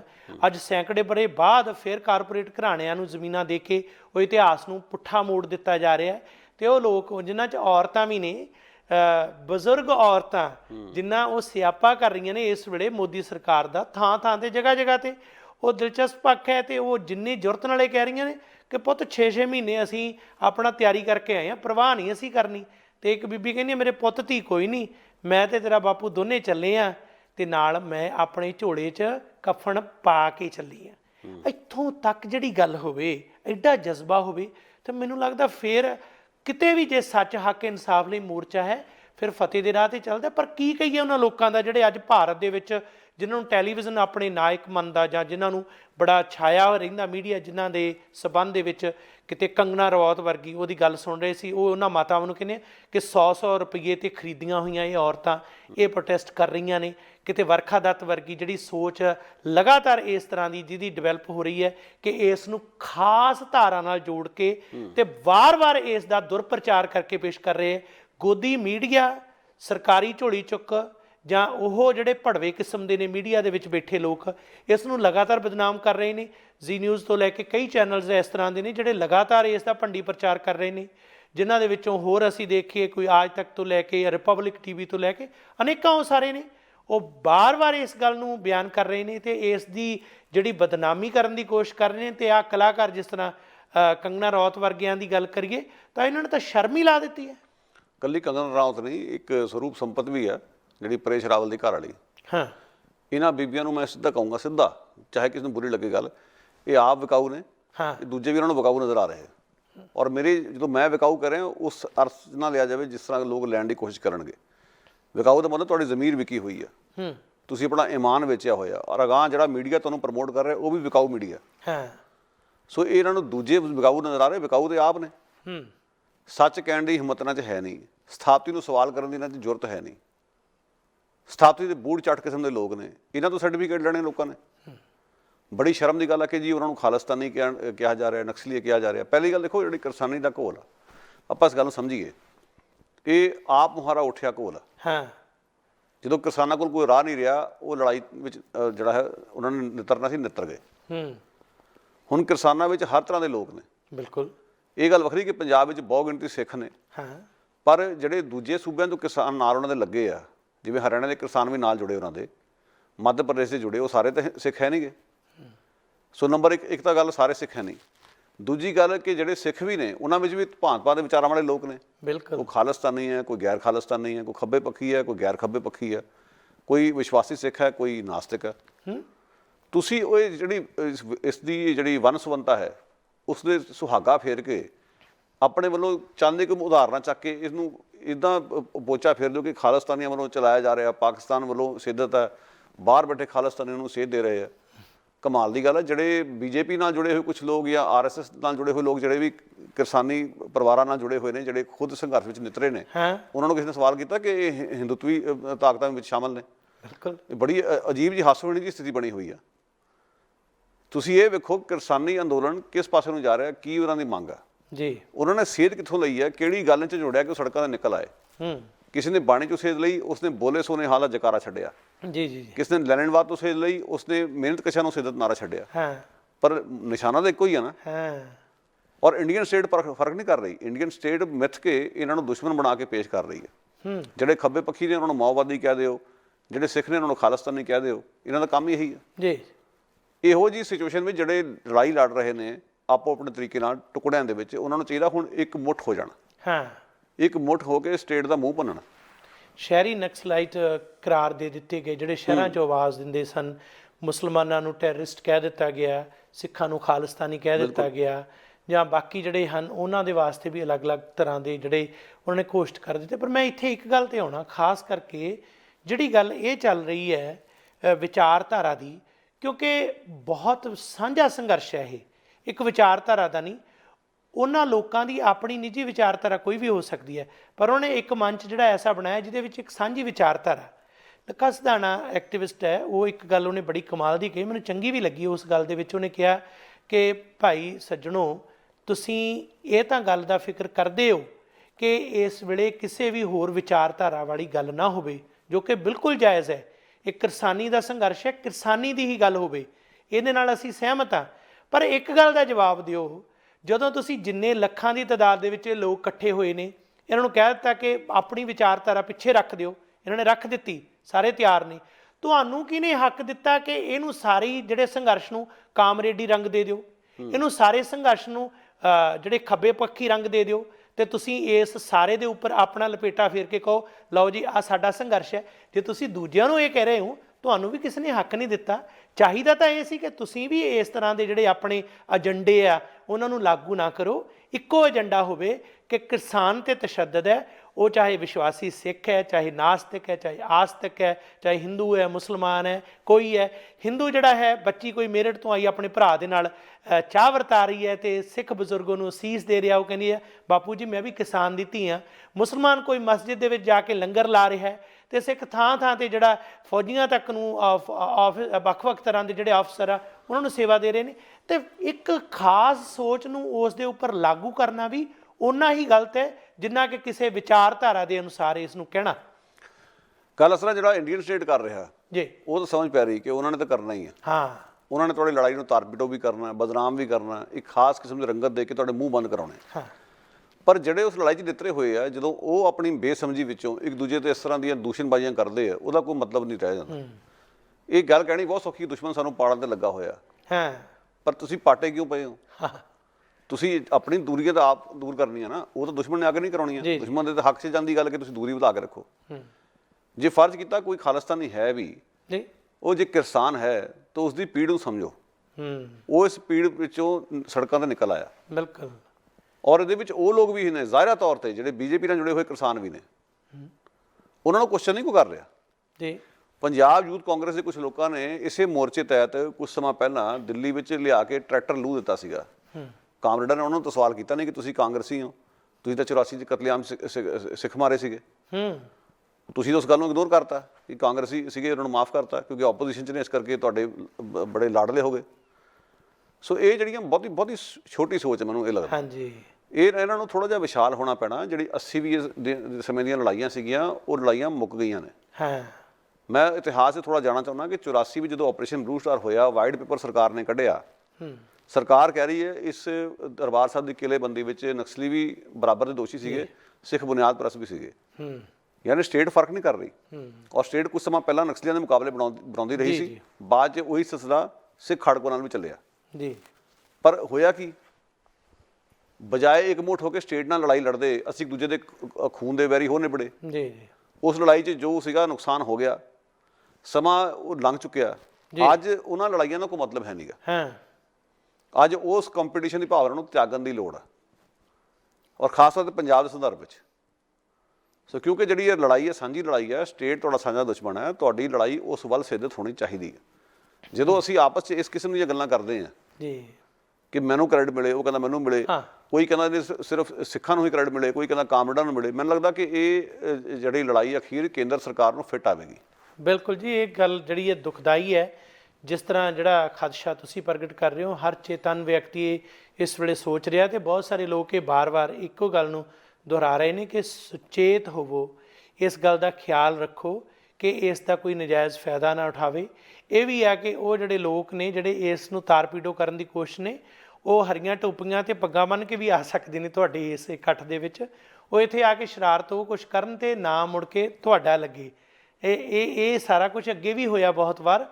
ਸ਼ਾਹੀਨ ਬਾਗ ਦੇ ਵਿੱਚ ਮੋਰਚਾ ਚੱਲ ਰਿਹਾ ਸੀ, ਅਤੇ ਕਿਸ ਤਰ੍ਹਾਂ ਭਾਜਪਾ ਦੀ ਇੱਕ ਕਾਰਕੁਨ ਜਿਹੜੀ ਹੈ ਬਾਕਾਇਦਾ ਲੀੜੇ ਬਦਲ ਕੇ ਕਿਸ ਤਰੀਕੇ ਨਾਲ ਛੁਪ ਕੇ ਉੱਥੇ ਆਪਰੇਸ਼ਨ ਕਰ ਰਹੀ ਸੀ, ਅਤੇ ਉਹ ਬਾਅਦ 'ਚ ਫੜੀ ਵੀ ਗਈ। ਕੀ ਵਿਗੜਿਆ? ਬਦਨਾਮ ਮੋਰਚੇ ਨੇ ਹੋਣਾ ਸੀ। ਇਸ ਤਰ੍ਹਾਂ ਦੀਆਂ ਅਨੇਕਾਂ ਮਿਸਾਲਾਂ ਨੇ। ਇਹ ਹਮੇਸ਼ਾ ਸਰਕਾਰਾਂ ਕਰਦੀਆਂ ਨੇ। ਜਿਹੜੀ ਮੂਵਮੈਂਟਸ ਵੀ ਚੱਲਦੀਆਂ ਨੇ, ਉਹਨਾਂ ਮੂਵਮੈਂਟਸ ਦੇ ਵਿੱਚ ਬਾਕਾਇਦਾ ਤੌਰ 'ਤੇ ਬਲੈਕ ਕੈਟ ਜਿਹੜੇ ਭਰਤੀ ਕੀਤੇ ਜਾਂਦੇ ਨੇ। ਪੰਜਾਬ ਦੇ ਵਿੱਚ ਜਦੋਂ ਮੂਵਮੈਂਟਸ ਚੱਲੀਆਂ, ਅੱਜ ਉਹ ਪੰਜਾਬ ਦੇ DGP ਰਹਿ ਚੁੱਕੇ ਵਿਰਕ ਵਰਗੇ ਆਪ ਕਹਿੰਦੇ ਨੇ 200-300 ਕੈਟ ਭੇਜੇ ਗਏ ਸੀ, ਜਿਹੜੇ ਕਿ ਲੋਕਾਂ ਨੂੰ, ਗੈਰ ਕਿਸੇ ਧਰਮ ਦੇ ਲੋਕਾਂ ਨੂੰ ਮਾਰਨ ਲਈ, ਹਮਲੇ ਕਰਨ ਲਈ ਤਿਆਰ ਕੀਤੇ ਗਏ ਸੀ। ਇਹ ਗੱਲ ਸੱਚ ਹੈ, ਇਹ ਪਹਿਲੀ ਵਾਰੀ ਨਹੀਂ। ਅਤੇ ਏਜੰਸੀਆਂ ਕੁਝ ਵੀ ਕਰ ਸਕਦੀਆਂ। ਹੁਣ ਵੀ ਏਜੰਸੀਆਂ ਚੁੱਪ ਨਹੀਂ ਬੈਠੀਆਂ। ਜਿਹੜੀਆਂ ਲਗਾਤਾਰ ਮੀਟਿੰਗਾਂ ਕਰ ਰਹੀਆਂ, ਉਹ ਤਾਂ ਲਗਾਤਾਰ ਉਸ ਗੱਲ ਨੂੰ ਕਰ ਰਹੀਆਂ ਨੇ। ਪਰ ਜਿਹੜੇ ਲੋਕ ਇਸ ਸੰਘਰਸ਼ ਦੇ ਵਿੱਚ ਨੇ, ਉਹਨਾਂ ਨੂੰ ਬਿਲਕੁਲ ਸਾਰਿਆਂ ਨੂੰ ਨਾਲ ਲੈ ਕੇ ਚੱਲਣਾ ਚਾਹੀਦਾ। ਇੱਕ ਚੰਗੀ ਗੱਲ ਇਹ ਹੋਈ ਹੈ ਕਿ ਲੋਕਾਂ ਦੇ ਜਿਹੜੇ ਲੋਕ ਮਨਾਂ ਦੇ ਕਲਾਕਾਰ ਨੇ, ਲੋਕਾਂ ਨਾਲ ਜੁੜੇ ਹੋਏ ਨੇ, ਉਹਨਾਂ ਨੇ ਵੀ ਆ ਕੇ ਇਸ ਮੌਕੇ 'ਤੇ ਆਪਣੇ ਵੱਲੋਂ ਯੋਗਦਾਨ ਪਾਇਆ। ਕਈ ਦਿਨਾਂ ਤੋਂ ਲਗਾਤਾਰ ਉਹ ਬੈਠੇ ਨੇ, ਜਿਨ੍ਹਾਂ 'ਚ ਵੱਖ-ਵੱਖ ਕਲਾਕਾਰਾਂ ਨੇ ਆਪਣੇ ਵੱਲੋਂ ਸੇਵਾ ਨਿਭਾਈ ਹੈ। ਉਹ ਸਾਰੇ ਪ੍ਰਸ਼ੰਸਾ ਦੇ ਪਾਤਰ ਨੇ, ਚਾਹੇ ਉਹ ਬੱਬੂ ਮਾਨ ਹੈ, ਦੀਪ ਸਿੱਧੂ ਹੈ, ਜਾਂ ਕਿਤੇ ਰਣਜੀਤ ਬਾਵਾ ਹੈ, ਵੀਰ ਸਿੰਘ ਹੈ, ਜਾਂ ਈਵਨ ਡਾਕਟਰ ਸੁਖਪ੍ਰੀਤ ਸਿੰਘ ਉਦੋਕੀ ਨੇ, ਹੋਰ ਪਤਾ ਨਹੀਂ ਕਿੰਨੇ ਨੇ। ਪਰ ਕਈਆਂ ਨੇ ਚੁੱਪ ਧਾਰੀ ਹੋਈ ਹੈ ਜੀ ਅਜੇ ਤੱਕ। ਉਹ ਜਿਹੜਾ ਮਾਨਾਂ ਦਾ ਮਾਨ ਗੁਰਦਾਸ ਮਾਨ ਹੈ, ਉਹ ਕਿਤੇ ਨਹੀਂ ਲੱਭਿਆ। ਇੱਕ ਦਿੱਲੀ ਦੇ ਵਿੱਚ ਬੈਠਾ ਹੈ ਹੰਸ ਜੀ, ਰਾਜ ਗਾਇਕ, ਉਹ ਕਿਤੇ ਨਹੀਂ ਲੱਭਿਆ। ਐਸੇ ਬੜੀ ਵੱਡੀ ਕਤਾਰ ਹੈ। ਉਹਨਾਂ ਨੇ ਆਪਣੀ ਜ਼ੁਬਾਨ ਵੀ ਬੰਦ ਕੀਤੀ ਹੈ। ਉਹਨਾਂ ਨੇ ਬਕਾਇਦਾ ਉਹ ਇੱਕ ਰਾਸ਼ਟਰ ਇੱਕ ਭਾਸ਼ਾ ਦਾ ਜਿਹੜਾ ਏਜੰਡਾ ਜਾਂ ਸਰਕਾਰ ਦਾ ਰਾਸ਼ਟਰਵਾਦ ਦਾ ਏਜੰਡਾ ਉਸ ਨੂੰ ਤਾਂ ਲਾਗੂ ਕਰਨ ਲਈ ਗੱਲ ਕੀਤੀ, ਪਰ ਹੁਣ ਮੂੰਹ ਬੰਦ ਕਰਕੇ ਬੈਠੇ ਨੇ। ਉਹਨਾਂ ਦੀ ਚੁੱਪੀ ਤਾਂ ਰੜਕਦੀ ਆ, ਕੋਈ ਸ਼ੱਕ ਨਹੀਂ ਇਸ ਗੱਲ 'ਚ। ਉਹ ਸਾਨੂੰ ਪਤਾ ਚੁੱਪੀ ਕਿਉਂ ਹੈ, ਇਹ ਵੀ ਗੱਲ ਕਲੀਅਰ ਆ, ਉਹ ਤੁਸੀਂ ਆਪ ਹੀ ਦੱਸ ਦਿੱਤਾ। ਜੀ। ਪਰ ਜਿਹੜੇ ਬੇਸ਼ਰਮ ਹੋ ਕੇ ਉਹਨਾਂ ਦੇ ਹੱਕ 'ਚ ਬੋਲੇ, ਦਲੇਰ ਮਹਿੰਦੀ ਵਰਗੇ, ਜਿਹੜੇ ਕਹਿੰਦੇ ਮੈਂ ਕਿਸਾਨ ਆ, ਮੈਨੂੰ ਨਹੀਂ ਪਤਾ ਕਿਸ ਪਾਸਿਓਂ ਕਿਸਾਨ ਹੋਣ ਦਾ ਦਾਅਵਾ ਕਰਦੇ ਨੇ ਉਹ, ਪਰ ਉਹਨਾਂ ਨੂੰ ਵੀ ਆਪਣੇ ਆਪ ਨੂੰ ਕਿਸਾਨ ਦੱਸ ਕੇ ਤੇ ਜਿਹੜੇ ਬਿੱਲਾਂ ਦੀ ਹਮਾਇਤ ਕੀਤੀ ਹੈ ਬੜੀ ਬੇਸ਼ਰਮੀ ਦੇ ਨਾਲ। ਇਹੋ ਜਿਹੇ ਵੀ ਨੇ ਜਿਹੜੇ ਮਤਲਬ ਅੱਡੀਆਂ ਚੱਕ ਕੇ ਸਰਕਾਰ ਦੇ ਹੱਕ 'ਚ ਪ੍ਰਚਾਰ ਕਰ ਰਹੇ ਨੇ, ਬਿਲਕੁਲ ਉਹਨਾਂ ਦੇ ਡੁਗਡੁਗੀ ਵਜਾ ਰਹੇ। ਇਹੋ ਜਿਹੇ ਵੀ ਲੋਕ ਨੇ, ਸਾਨੂੰ ਉਹਨਾਂ ਤੋਂ ਵੀ ਸੁਚੇਤ ਰਹਿਣਾ ਪਊਗਾ। ਸਹੀ ਹੈ। ਪਰ ਮੈਂ ਇੱਕ ਗੱਲ ਕਹਿਣੀ ਚਾਹੁੰਦਾ ਕਿ ਜਦੋਂ ਖਾਲਿਸਤਾਨੀਆਂ ਦੀ ਗੱਲ ਆਉਂਦੀ ਹੈ, ਖਾਲਿਸਤਾਨੀ ਵਿੱਚ ਬੜੇ ਹੋਏ ਆ, ਆਹ ਹੋ ਰਿਹਾ, ਵਾਹ ਹੋ ਰਿਹਾ, ਲੋਕੀ ਇਸ ਗੱਲ ਨੂੰ ਕਿਉਂ ਨਹੀਂ ਸਮਝਦੇ ਕਿ ਪੰਜਾਬ ਦੇ ਵਿੱਚ ਜਿਵੇਂ ਉਹ ਬਰਖਾ ਦੱਤ ਨੇ ਡਿਬੇਟ ਚਲਾਤੀ ਸੰਤ ਜਰਨੈਲ ਸਿੰਘ ਭਿੰਡਰਾਂਵਾਲੇ ਦੀ ਤਸਵੀਰ ਨੂੰ, ਉਹ ਬੜੀ ਬੇਵਜ੍ਹਾ ਡਿਬੇਟ ਸੀਗੀ, ਉਹਨੂੰ ਇਗਨੋਰ ਵੀ ਕੀਤਾ ਜਾ ਸਕਦਾ ਸੀਗਾ, ਉਹਨੂੰ ਹੋਰ ਤਰੀਕੇ ਨਾਲ ਪੇਸ਼ ਕੀਤਾ ਜਾ ਸਕਦਾ ਸੀ। ਪਰ ਉਹਨੇ ਜਿਸ ਤਰੀਕੇ ਨਾਲ ਸਵਾਲ ਕਰਕੇ ਉਸ ਗੱਲ ਨੂੰ ਦੀਪ ਸਿੱਧੂ ਨਾਲ ਸੰਵਾਦ ਰਚਾਇਆ, ਉਹ ਲੱਗਦਾ ਕਿ ਜਿਵੇਂ ਇੰਡੀਅਨ ਗਵਰਨਮੈਂਟ ਦਾ ਜਿਹੜਾ ਨੈਰੇਟਿਵ ਹੈ ਉਸ ਨੂੰ ਕਿਸੇ ਤਰੀਕੇ ਨਾਲ ਜਾਇਜ਼ ਠਹਿਰਾਉਣ ਲਈ ਉਹ ਕੋਸ਼ਿਸ਼ ਸੀਗੀ। ਮਤਲਬ ਪ੍ਰਭਾਵ ਇਹ ਜਾਂਦਾ ਉਸ ਗੱਲ ਤੋਂ, ਕਿਉਂਕਿ ਜਿਸ ਜ਼ਿੱਦਬਾਜ਼ੀ ਦੇ ਨਾਲ ਉਹ ਇੰਟਰਵਿਊ ਕੀਤਾ ਗਿਆ। ਕਿਉਂਕਿ ਗੱਲ ਇੱਦਾਂ ਕਿ ਜਿਹੜਾ ਜਰਨੈਲ ਸਿੰਘ ਭਿੰਡਰਾਂਵਾਲੇ ਦੀ ਗੱਲ ਦੀਪ ਸਿੱਧੂ ਕਹਿਣੀ ਚਾਹ ਰਿਹਾ ਸੀ, ਜਿਹੜੀ ਉਸਨੂੰ ਪੂਰੀ ਨਹੀਂ ਕਰਨ ਦਿੱਤੀ ਗਈ, ਨਾ ਉਹ ਸਵਾਲ ਦੀ ਕੋਈ ਸੈਂਸ ਬਣਦੀ ਸੀ, ਦੀਪ ਸਿੱਧੂ ਕੋਲ ਜਵਾਬ ਵੀ ਚੱਜ ਨਾਲ ਦੇ ਨਹੀਂ ਹੋਏ। ਜੇ ਮੈਂ ਧਿਆਨ ਨਾਲ ਵੇਖੀਏ, ਕੋਈ ਜੌਬ ਵਧੀਆ ਨਹੀਂ ਕਰ ਸਕਿਆ। ਕਹਿਣ ਨੂੰ ਕਹਿ ਸਕਦਾ ਸੀ ਕਿ ਵੀ ਇਹ ਮੁੱਦਾ ਨਹੀਂ ਗਾ, ਮੁੱਦਾ ਕਿਸਾਨੀ ਦਾ ਹੈ। ਬਿਲਕੁਲ ਗੱਲ ਸਮਿੱਟੀ ਜਾ ਸਕਦੀ ਸਹੀ ਹੈ। ਪਰ ਗੱਲ ਜਿਹੜੀ ਸਮਝਣ ਵਾਲੀ ਇਹ ਹੈ ਕਿ ਜਿਹੜਾ ਪੰਜਾਬ ਦੇ ਵਿੱਚ, ਦਿੱਲੀ ਵਿੱਚ ਜਿਹੜੀ ਇੱਕ ਦੂਰੀ ਹੈ, ਉਹ ਜਿਹੜਾ ਬਾਰ-ਬਾਰ ਉਹ ਸਵਾਲ ਉੱਠਦਾ ਹੈ, ਅੱਜ ਕਿਸਾਨੀ ਦੇ ਸੰਦਰਭ 'ਚ ਫਿਰ ਦੁਬਾਰਾ ਉੱਠਿਆ, ਉਹਨੂੰ ਸਮਝਣਾ ਬਹੁਤ ਜ਼ਰੂਰੀ ਹੈ। ਕਿਉਂਕਿ ਜਿਹੜੀ ਪੰਜਾਬ ਵਿੱਚ ਜਿਹੜੀ ਐਜੀਟੇਸ਼ਨ ਚੱਲੀ, ਜਿਸ ਵਿੱਚ ਸੰਤ ਵੀ ਨਿਤਰੇ ਹੋਏ ਸੀਗੇ, ਉਹਦੇ ਵਿੱਚ ਕਿਤੇ ਨਾ ਕਿਤੇ ਕਿਸਾਨੀ ਦਾ ਵੀ ਮਸਲਾ ਸ਼ਾਮਲ ਸੀ, ਪਾਣੀਆਂ ਦੀ ਵੰਡ ਦਾ ਮਸਲਾ ਵੀ ਸ਼ਾਮਲ ਸੀ, ਸਿੱਖਾਂ ਦੀ ਅੱਡਰੀ ਪਛਾਣ ਦਾ ਮਸਲਾ ਵੀ ਸ਼ਾਮਲ ਸੀ। ਹੁਣ ਤੁਸੀਂ ਦੱਸੋ ਕਿ ਪੰਜਾਬ ਤੋਂ ਕਿਸਾਨ ਆਪਣੇ ਮੁਲਕ ਦੀ ਰਾਜਧਾਨੀ ਦਿੱਲੀ ਪ੍ਰੋਟੈਸਟ ਕਰਨ ਜਾਣਾ ਚਾਹ ਰਿਹਾ ਤੇ ਬੀਜੇਪੀ ਦੀ ਹੁਕੂਮਤ ਉਹਨਾਂ ਨੂੰ ਹਰਿਆਣੇ 'ਚ ਰੋਕੇ। ਉਸੇ ਤਰ੍ਹਾਂ ਤੇ ਜਿਵੇਂ ਭਜਨ ਲਾਲ ਨੇ ਏਸ਼ੀਅਨ ਖੇਡਾਂ ਵੇਲੇ ਅਕਾਲੀਆਂ ਨੇ ਕਿਹਾ ਸੀ ਅਸੀਂ ਮੋਰਚਾ ਲਾਵਾਂਗੇ ਦਿੱਲੀ ਜਾ ਕੇ, ਤਾਂ ਜੋ ਏਸ਼ੀਆਈ ਖੇਡਾਂ ਵੇਲੇ ਅੰਤਰਰਾਸ਼ਟਰੀ ਮੰਚ ਦਾ ਧਿਆਨ ਪੰਜਾਬ ਸਮੱਸਿਆ ਵੱਲ ਦਵਾਇਆ ਜਾ ਸਕੇ। ਤਾਂ ਕੀ ਹੋਇਆ ਸੀਗਾ? ਹਰਿਆਣਾ ਵਿੱਚੋਂ ਲੰਘਣ ਵਾਲੇ ਸਿੱਖਾਂ ਦੀ ਬੇਇੱਜ਼ਤੀ ਕੀਤੀ ਗਈ। ਭਜਨ ਲਾਲ ਉਦੋਂ ਮੁੱਖ ਮੰਤਰੀ ਸੀ, ਕਾਂਗਰਸੀ ਸੀ। ਸੋ ਇਹ ਜਿਹੜੀ ਧਮਕੀ ਬਣ ਗਈ ਕਿ ਪੰਜਾਬ ਤੋਂ ਦਿੱਲੀ ਤੱਕ ਜਾਣਾ ਹੈ ਤੇ ਹਰਿਆਣਾ ਵਿੱਚੋਂ ਲੰਘ ਕੇ ਜਾਓਗੇ ਤੇ ਹਰਿਆਣਾ ਸਰਕਾਰ ਦੀ ਟਰਮ ਦੇ ਉੱਤੇ ਜਿਹੜੀਆਂ ਸ਼ਰਤਾਂ ਉਹ ਰੱਖਣਗੇ। ਇਹ ਧੌਂਸ ਕਿ ਤੁਸੀਂ ਤੁਹਾਡੀ ਜਿਹੜੀ ਆਪਣੇ ਮੁਲਕ ਦੀ ਰਾਜਧਾਨੀ, ਜਿਸ ਮੁਲਕ ਦੇ ਤੁਸੀਂ ਬਸਿੰਦੇ ਹੋ, ਉਹ ਤੁਹਾਡੇ ਤੋਂ ਬਹੁਤ ਦੂਰ ਹੈ, ਤੁਹਾਨੂੰ ਲੰਘ ਕੇ ਜਾਣਾ ਪਊ ਹਰਿਆਣਾ ਵਿੱਚੋਂ। ਬਿਲਕੁਲ। ਔਰ ਸਾਡੀਆਂ ਸ਼ਰਤਾਂ ਅਨੁਸਾਰ। ਦੇਖੋ, ਇਹ ਬੇਗਾਨਗੀ ਦੀ ਭਾਵਨਾ ਨਹੀਂ ਪੈਦਾ ਕਰੂਗਾ ਤੇ ਹੋਰ ਕੀ ਕਰੂਗਾ? ਫਿਰ ਬੀਜੇਪੀ ਜਿਹੜੀ ਬਾਰ-ਬਾਰ ਅੱਡੇ ਚੁੱਕ ਕੇ ਕਹਿੰਦੀ ਕਿ ਸਿੱਖ ਹਿੰਦੂਆਂ ਦਾ ਅੰਗ ਨੇ, ਸਿੱਖ ਹਿੰਦੂਆਂ ਦੀ ਪਨੀਰੀ ਨੇ, ਉੱਤੋਂ ਤੁਸੀਂ ਇਹੋ ਜਿਹੀਆਂ ਪਰਿਸਥਿਤੀਆਂ ਪੈਦਾ ਕਰੋਗੇ ਤੇ ਤੁਸੀਂ ਇਸ ਗੱਲ ਦੀ ਕਿਵੇਂ ਆਸ ਕਰ ਲਓਗੇ ਕਿ ਇਹ ਮੁੱਦੇ ਨਹੀਂ ਉੱਠਣਗੇ? ਤੁਸੀਂ ਖੁਦ ਉਹਨਾਂ ਨੂੰ ਮਾਹੌਲ ਪੈਦਾ ਕਰਕੇ ਮਜਬੂਰ ਕਰ ਰਹੇ ਹੋ ਕਿ ਖਾਲਿਸਤਾਨ ਦੇ ਨਾਅਰੇ ਵੀ ਲਾਉਣ, ਜਰਨੈਲ ਸਿੰਘ ਭਿੰਡਰਾਂਵਾਲੇ ਦੀ ਤਸਵੀਰਾਂ ਲੈ ਕੇ ਵੀ ਆਪਣਾ ਪ੍ਰਚਾਰ ਕਰਨ। ਪਰਿਸਥਿਤੀਆਂ ਤੁਸੀਂ ਪੈਦਾ ਕੀਤੀਆਂ। ਸਾਨੂੰ ਸਵਾਲ ਇੰਡੀਅਨ ਗਵਰਨਮੈਂਟ ਨੂੰ ਕਰਨੇ ਚਾਹੀਦੇ ਆ ਕਿ ਇਹ ਸਿਚੁਏਸ਼ਨ ਪੈਦਾ ਕਿਵੇਂ ਹੋਈ ਆ। ਬਿਲਕੁਲ, ਇਹਦਾ ਜਵਾਬ ਸਾਨੂੰ ਤੁਸੀਂ ਦਿਓ। ਗੱਲ ਬੜੀ ਪਤੇ ਦੀ ਗੱਲ ਹੈ ਕਿ ਇਹ ਜੇ ਖਾਲਿਸਤਾਨ ਦੇ ਏਜੰਡੇ ਦੀ ਵੀ ਗੱਲ ਹੈ ਤੇ ਇਹ ਜਿਹੜਾ ਸਿਚੁਏਸ਼ਨ ਕਿਹਨੇ ਕ੍ਰੀਏਟ ਕੀਤੀ ਹੈ, ਹਾਲਾਤ ਕਿਸ ਨੇ ਬਣਾਏ ਨੇ, ਬੜਾ ਵਾਜਬ ਤੁਸੀਂ ਗੱਲ ਕੀਤੀ ਹੈ। ਪਰ ਜਦੋਂ ਵਰਖਾ ਦੱਤ ਦੀ ਗੱਲ ਮੈਂ ਸੁਣ ਰਿਹਾ ਸੀ, ਜਿਹੜੀ ਜ਼ਿੱਦਬਾਜ਼ੀ ਦੇ ਨਾਲ ਕਿਸਾਨਾਂ ਦੇ ਸੰਘਰਸ਼ ਦੇ ਦੌਰਾਨ ਇਸ ਮੁੱਦੇ ਨੂੰ ਜਾਣ ਬੁੱਝ ਕੇ ਉਭਾਰਨਾ, ਮੈਨੂੰ ਬਿਲਕੁਲ ਉਹ ਸੀਨ ਯਾਦ ਆ ਗਿਆ ਜਿੱਦਣ ਜਗਮੀਤ ਸਿੰਘ ਪਾਰਟੀ ਆਗੂ ਬਣਿਆ ਤੇ ਜਿਹੜਾ ਟੈਰੀ ਮਲਸਕੀ ਜਗਮੀਤ ਸਿੰਘ ਦੀ ਇੰਟਰਵਿਊ ਕਰਦਾ, ਬਾਰ-ਬਾਰ ਉਸ ਦੇ ਮੂੰਹ 'ਚ ਇੱਕੋ ਹੀ ਗੱਲ ਪਾ ਰਿਹਾ ਸੀ, ਏਅਰ ਇੰਡੀਆ ਬਾਰੇ ਤੂੰ ਗੱਲ ਦੱਸ, ਇਹਦੇ ਬਾਰੇ ਜਵਾਬ ਦੇ। ਤੇ ਉਹ ਜਿਹੜੀ ਵਰਖਾ ਦੱਤ ਦੀ ਕਾਰਗੁਜ਼ਾਰੀ ਸੀ ਕੈਨੇਡਾ ਦੇ ਟੈਰੀ ਮਲਸਕੀ ਵਾਲੀ ਸੀ। ਤੇ ਵਰਖਾ ਦੱਤ ਨੇ ਇਹ ਪਹਿਲੀ ਵਾਰੀ ਨਹੀਂ ਕੀਤਾ। ਕੈਨੇਡਾ ਦੇ ਪ੍ਰਾਈਮ ਮਿਨਿਸਟਰ ਜਸਟਿਨ ਟਰੂਡੋ ਜਦੋਂ ਗਏ, ਉਦੋਂ ਵੀ ਬਿਲਕੁਲ ਬੜੀ ਬੇਹਯਾਤੀ ਦੇ ਨਾਲ ਉਸਨੇ ਕਈ ਟਵੀਟ ਕੀਤੇ ਜਾਂ ਕੁਝ ਲਿਖਿਆ ਜਿਹੜਾ ਅੱਜ ਵੀ ਸ਼ਰਮਨਾਕ ਹੈ, ਤੇ ਇੱਕ ਵਾਰੀ ਨਹੀਂ ਬਾਰ-ਬਾਰ ਉਸਨੇ ਕੀਤਾ। ਪਰ ਅਸੀਂ ਇਸ ਤੋਂ ਵੀ ਗਾਂਹ ਗਏ ਮੀਡੀਆ ਦੀ ਗੱਲ ਕਰੀਏ, ਜਿਹੜਾ ਬਿਲਕੁਲ ਹੀ ਖੁੱਲ੍ਹੇ ਤੌਰ 'ਤੇ ਇਸ ਗੱਲ ਨੂੰ ਪਾਕਿਸਤਾਨ ਦੇ ਵੱਲੋਂ ਚਲਾਇਆ ਗਿਆ ਅੰਦੋਲਨ ਦੇ ਵਿੱਚ ਹਿੰਸਾ ਦੇ ਵਿੱਚ ਬੜਾ ਕੁਝ ਹੋਰ ਜੋੜ ਰਿਹਾ। ਤੇ ਬੜੀ ਬੇਸ਼ਰਮੀ ਨਾਲ ਪੰਜਾਬ ਦੀ ਭਾਜਪਾ ਦਾ ਇੰਚਾਰਜ ਦੁਸ਼ਯੰਤ ਗੌਤਮ ਅੱਜ ਬਿਆਨ ਦੇ ਰਿਹਾ ਕਿ ਰਾਸ਼ਟਰ ਵਿਰੋਧੀ ਤੱਤਾਂ ਦਾ ਇਸ 'ਤੇ ਕਬਜ਼ਾ ਹੋ ਗਿਆ। ਤੇ ਅੱਗਿਓਂ ਕੀ ਕਰ ਰਿਹਾ, ਕਹਿੰਦਾ ਇਹਦੀ ਮਿਸਾਲ ਹੈ ਪਾਕਿਸਤਾਨੀ ਨਾਅਰੇ ਲੱਗ ਰਹੇ ਨੇ, ਖਾਲਿਸਤਾਨੀ ਨਾਅਰੇ ਲੱਗ ਰਹੇ। 5 ਲੱਖ ਕਿਸਾਨ ਇੱਕ ਥਾਂ 'ਤੇ ਹੈ, 4,99,900 ਕੀ ਕਰ ਰਹੇ ਨੇ? ਕਮੀਨਗੀ ਇਸ ਹੱਦ ਤੱਕ ਦੀ ਹੈ ਕਿ ਇਹ ਚੀਜ਼ ਕ੍ਰੀਏਟ ਕਰਨ ਲਈ ਆਪਣੀਆਂ ਤਾਕਤਾਂ ਨੂੰ ਵਰਤ ਰਹੇ ਨੇ ਤੇ ਕਿਸੇ ਨਾ ਕਿਸੇ ਤਰੀਕੇ ਨਾਲ ਹਾਲਾਤ ਖਰਾਬ ਕਰ ਰਹੇ ਨੇ। ਤੇ ਮੈਂ ਜਦੋਂ ਗੁਰਪ੍ਰੀਤ ਸਿੰਘ ਇਸ ਸਾਰੀ ਘਟਨਾ ਨੂੰ ਦੇਖਦਾ, ਤੁਸੀਂ ਦੱਸੋ ਤੁਹਾਡੇ ਕੀ ਖਿਆਲ ਨੇ? ਮੈਨੂੰ ਇਉਂ ਲੱਗਿਆ ਕਿ ਇਹ ਸ਼ਰਾਰਤ ਵੀ ਹੈ ਤੇ ਸਾਜ਼ਿਸ਼ ਵੀ ਹੈ। ਇੰਡੀਅਨ ਸਟੇਟ ਸਾਜ਼ਿਸ਼ ਵੀ ਰਚ ਰਹੀ ਹੈ, ਲੋਕਾਂ ਨੂੰ ਕੱਲੀ ਸ਼ਰਾਰਤੀ ਨਜ਼ਰ ਆ ਰਹੀ ਹੈ, ਪਰ ਐਕਚੁਅਲ ਇਹ ਬਹੁਤ ਵੱਡੀ ਸਾਜ਼ਿਸ਼ ਹੈ ਕਿ ਕੋਈ ਨਾ ਕੋਈ ਢੰਗ ਵਰਤ ਲਿਆ ਜਾਏ, ਸੰਘਰਸ਼ ਦੇ ਵਿੱਚ ਕੁਛ ਇਸ ਤਰ੍ਹਾਂ ਦੀ ਚੀਜ਼ ਕਰ ਦਿੱਤੀ ਜਾਏ ਜਿਹਦੇ ਨਾਲ ਆਪਣੇ ਆਪ ਹੀ ਇਹ ਖਿੱਲਰ ਜਾਏ ਜਾਂ ਲੋਕ ਆਪਣੇ ਇਸ ਤਰ੍ਹਾਂ ਦੇ ਮਾਹੌਲ ਦੇ ਵਿੱਚ ਲੈ ਜਾਣ, ਇੱਕ ਦੂਜੇ ਨਾਲ ਵਿਰੋਧਤਾ ਪੈਦਾ ਹੋ ਜਾਏ, ਜਿੱਥੇ ਉਹ ਫੇਲ ਹੋ ਰਹੀ ਹੈ ਪਰ ਸਾਜ਼ਿਸ਼ ਤੇ ਸ਼ਰਾਰਤ ਦੋਨੇ ਨਾਲੋਂ ਨਾਲ ਚੱਲ ਰਹੇ ਨੇ। ਉਹਦੇ 'ਚ ਕੋਈ ਸ਼ੱਕ ਹੀ ਨਹੀਂ, ਕਿਉਂਕਿ ਜਦੋਂ ਦੀ ਇਹ ਸਰਕਾਰ ਬਣੀ ਹੈ ਜੀ, ਇਹ ਤਾਂ ਵਰਤਾਰਾ ਅਸੀਂ ਬੜੇ ਚਿਰ ਤੋਂ ਵੇਖ ਰਹੇ ਹਾਂ ਕਿ ਜਿਹੜਾ ਕੋਈ ਖੱਬੇ ਪੱਖੀ ਸਵਾਲ ਕਰਦਾ ਹੈ ਜੀ, ਜਾਂ ਆਦੀਵਾਸੀ ਸਵਾਲ ਕਰਦਾ ਜਾਂ ਦਲਿਤ ਸਵਾਲ ਕਰਦਾ, ਉਹਨੂੰ ਤਾਂ ਮਾਓਵਾਦੀ ਗਰਦਾਨ ਦਿੱਤਾ ਜਾਂਦਾ। ਹਾਂ, ਜੇ ਕੋਈ ਮੁਸਲਿਮ ਭਾਈਚਾਰੇ ਤੋਂ ਉੱਠ ਕੇ ਸਵਾਲ ਕਰਦਾ ਉਹਨੂੰ ਜਿਹਾਦੀ, ਹਾਂ ਜੇ ਸਿਰ ਤੇ ਦਸਤਾਰ ਹੈ ਉਹ ਖਾਲਿਸਤਾਨੀ ਹੈ। ਇਹ ਤਾਂ ਇਹਨਾਂ ਨੇ ਦਸਤੂਰ ਹੀ ਬਣਾ ਲਿਆ। ਜੀ, ਇਸ ਵੇਲੇ ਵੀ ਉਹੀ ਉਸ ਦਾ ਦੁਹਰਾਓ ਕਰ ਰਹੇ। ਇਹ ਦੋ ਤਿੰਨ ਪੱਖ ਨੇ, ਇੱਕ ਤਾਂ ਇਹ ਕਿ ਇਹਨਾਂ ਵਿੱਚ ਡਿਵੀਜ਼ਨਸ ਪੈਦਾ ਕੀਤੀਆਂ ਜਾਣ, ਫਿਰ ਇਹਨੂੰ ਮੂਵਮੈਂਟ ਨੂੰ ਡਿਸਕ੍ਰੈਡਿਟ ਕੀਤਾ ਜਾਵੇ, ਹਾਂਜੀ, ਲੋਕਾਂ ਦੀਆਂ ਨਜ਼ਰਾਂ ਦੇ ਵਿੱਚ ਇਹਨੂੰ ਬਦਨਾਮ ਕੀਤਾ ਜਾਵੇ ਕਿ ਇਹ ਬੰਦੇ ਕੌਣ ਨੇ। ਜੀ, ਇਹ ਲੱਗਦਾ ਐਵੇਂ ਤੁੱਥ-ਮੁੱਥ ਜਿਹਾ ਇਕੱਠਾ ਹੋਇਆ ਹਾਂ, ਤੇ ਇਹਨਾਂ ਦੇ ਕੋਈ ਨਿਸ਼ਾਨਾ ਹੈ ਨਹੀਂਗਾ, ਇਹ ਦੇਸ਼ ਨੂੰ ਤੋੜਨ ਤੇ ਲੱਗੇ ਹੋਏ ਆ। ਹਾਂ, ਖਾਂਦੀ ਪੀਂਦੀ ਮਿਡਲ ਕਲਾਸ ਦੇ ਮਨਾਂ ਦੇ ਵਿੱਚ ਜ਼ਹਿਰ ਪੈਦਾ ਕੀਤੀ ਜਾ ਰਹੀ। ਬਿਲਕੁਲ। ਤੇ ਜਿਹੜੀ ਸਭ ਤੋਂ ਵੱਡੀ ਚਿੰਤਾ ਦੀ ਗੱਲ ਇਹ ਹੈ ਕਿ ਹੋ ਸਕਦਾ, ਕਿਉਂਕਿ ਜਿੱਦਾਂ ਹੁਣ ਅੰਤਰਰਾਸ਼ਟਰੀ ਪੱਧਰ ਤੇ ਇੰਨੀ ਬੇਇੱਜ਼ਤੀ ਹੋ ਚੁੱਕੀ ਹੈ, ਹਾਂਜੀ, ਹੁਣ ਮੋਦੀ ਲਈ ਕਰੋ ਜਾਂ ਮਰੋ ਵਾਲੀ ਸਥਿਤੀ ਪੈਦਾ ਹੋ ਚੁੱਕੀ। ਜੀ, ਜਾਂ ਤੇ ਗੱਲਬਾਤ ਰਾਹੀਂ ਮਸਲੇ ਨੂੰ ਸੁਲਝਾਇਆ ਜਾਵੇ, ਜਿਹਦੀ ਅਜੇ ਫਿਲਹਾਲ ਕੋਈ ਆਸ ਨਜ਼ਰ ਨਹੀਂ ਆ ਰਹੀ, ਕਿਉਂਕਿ ਜੇ ਗੱਲਬਾਤ ਕਰਨੀ ਵੀ ਹੈ ਤਾਂ ਉਹਦੇ 'ਚ ਵੀ ਬੇਈਮਾਨੀ ਇਹ ਕਿ ਕੋਈ ਸ਼ਰਤਾਂ ਤਹਿਤ ਗੱਲਬਾਤ ਕਰਾਂਗੇ। ਹਾਂਜੀ, ਹਮੇਸ਼ਾ ਧੌਂਸ ਰਹੀ ਇੰਡੀਅਨ ਸਟੇਟ ਦੀ ਕਿ ਸਾਡੇ ਸੰਵਿਧਾਨ ਦੇ ਦਾਇਰੇ 'ਚ ਰਹਿ ਕੇ ਗੱਲ ਕਰੋ, ਕੁਝ ਸ਼ਰਤਾਂ ਦਾ ਟੇਬਲ ਤੇ ਆਓ। ਜਦੋਂ ਟੇਬਲ ਤੇ ਸਾਦੀ ਲਿਆ ਫਿਰ ਸ਼ਰਤਾਂ ਲਾਉਣ ਦਾ ਕੀ ਮਤਲਬ ਹੈ? ਖੁੱਲ੍ਹਦਿਲੀ ਨਾਲ ਗੱਲਬਾਤ ਕਰੋ। ਉਹ ਗੱਲਾਂ ਦੀ ਗੁੰਜਾਇਸ਼ ਘਟਦੀ ਜਾ ਰਹੀ ਹੈ ਤੇ ਵੱਡਾ ਕੋਈ ਹੱਲਾ ਸਟੇਟ ਵੱਲੋਂ ਬੋਲਿਆ ਜਾ ਸਕਦਾ ਹੈ। ਇਸ ਕਿਸਮ ਦੇ ਸ਼ੰਕਾਵਾਂ ਹੋ ਰਹੀਆਂ ਨੇ। ਜੀ, ਜੀ, ਪਰ ਇੱਕ ਗੱਲ ਹੈ ਗੁਰਪ੍ਰੀਤ ਸਿੰਘ ਜੀ, ਜਿਵੇਂ ਇੰਟਰਨੈਸ਼ਨਲ ਇਸ ਵੇਲੇ ਪ੍ਰੈਸ਼ਰ ਚੱਲ ਰਿਹਾ, ਜੇ ਤਾਂ ਗੱਲ ਜ਼ਾਹਰ ਨਾ ਹੁੰਦੀ ਇਹ ਗੱਲ ਫਿਰ ਤਾਂ ਹੋਰ ਸੀ।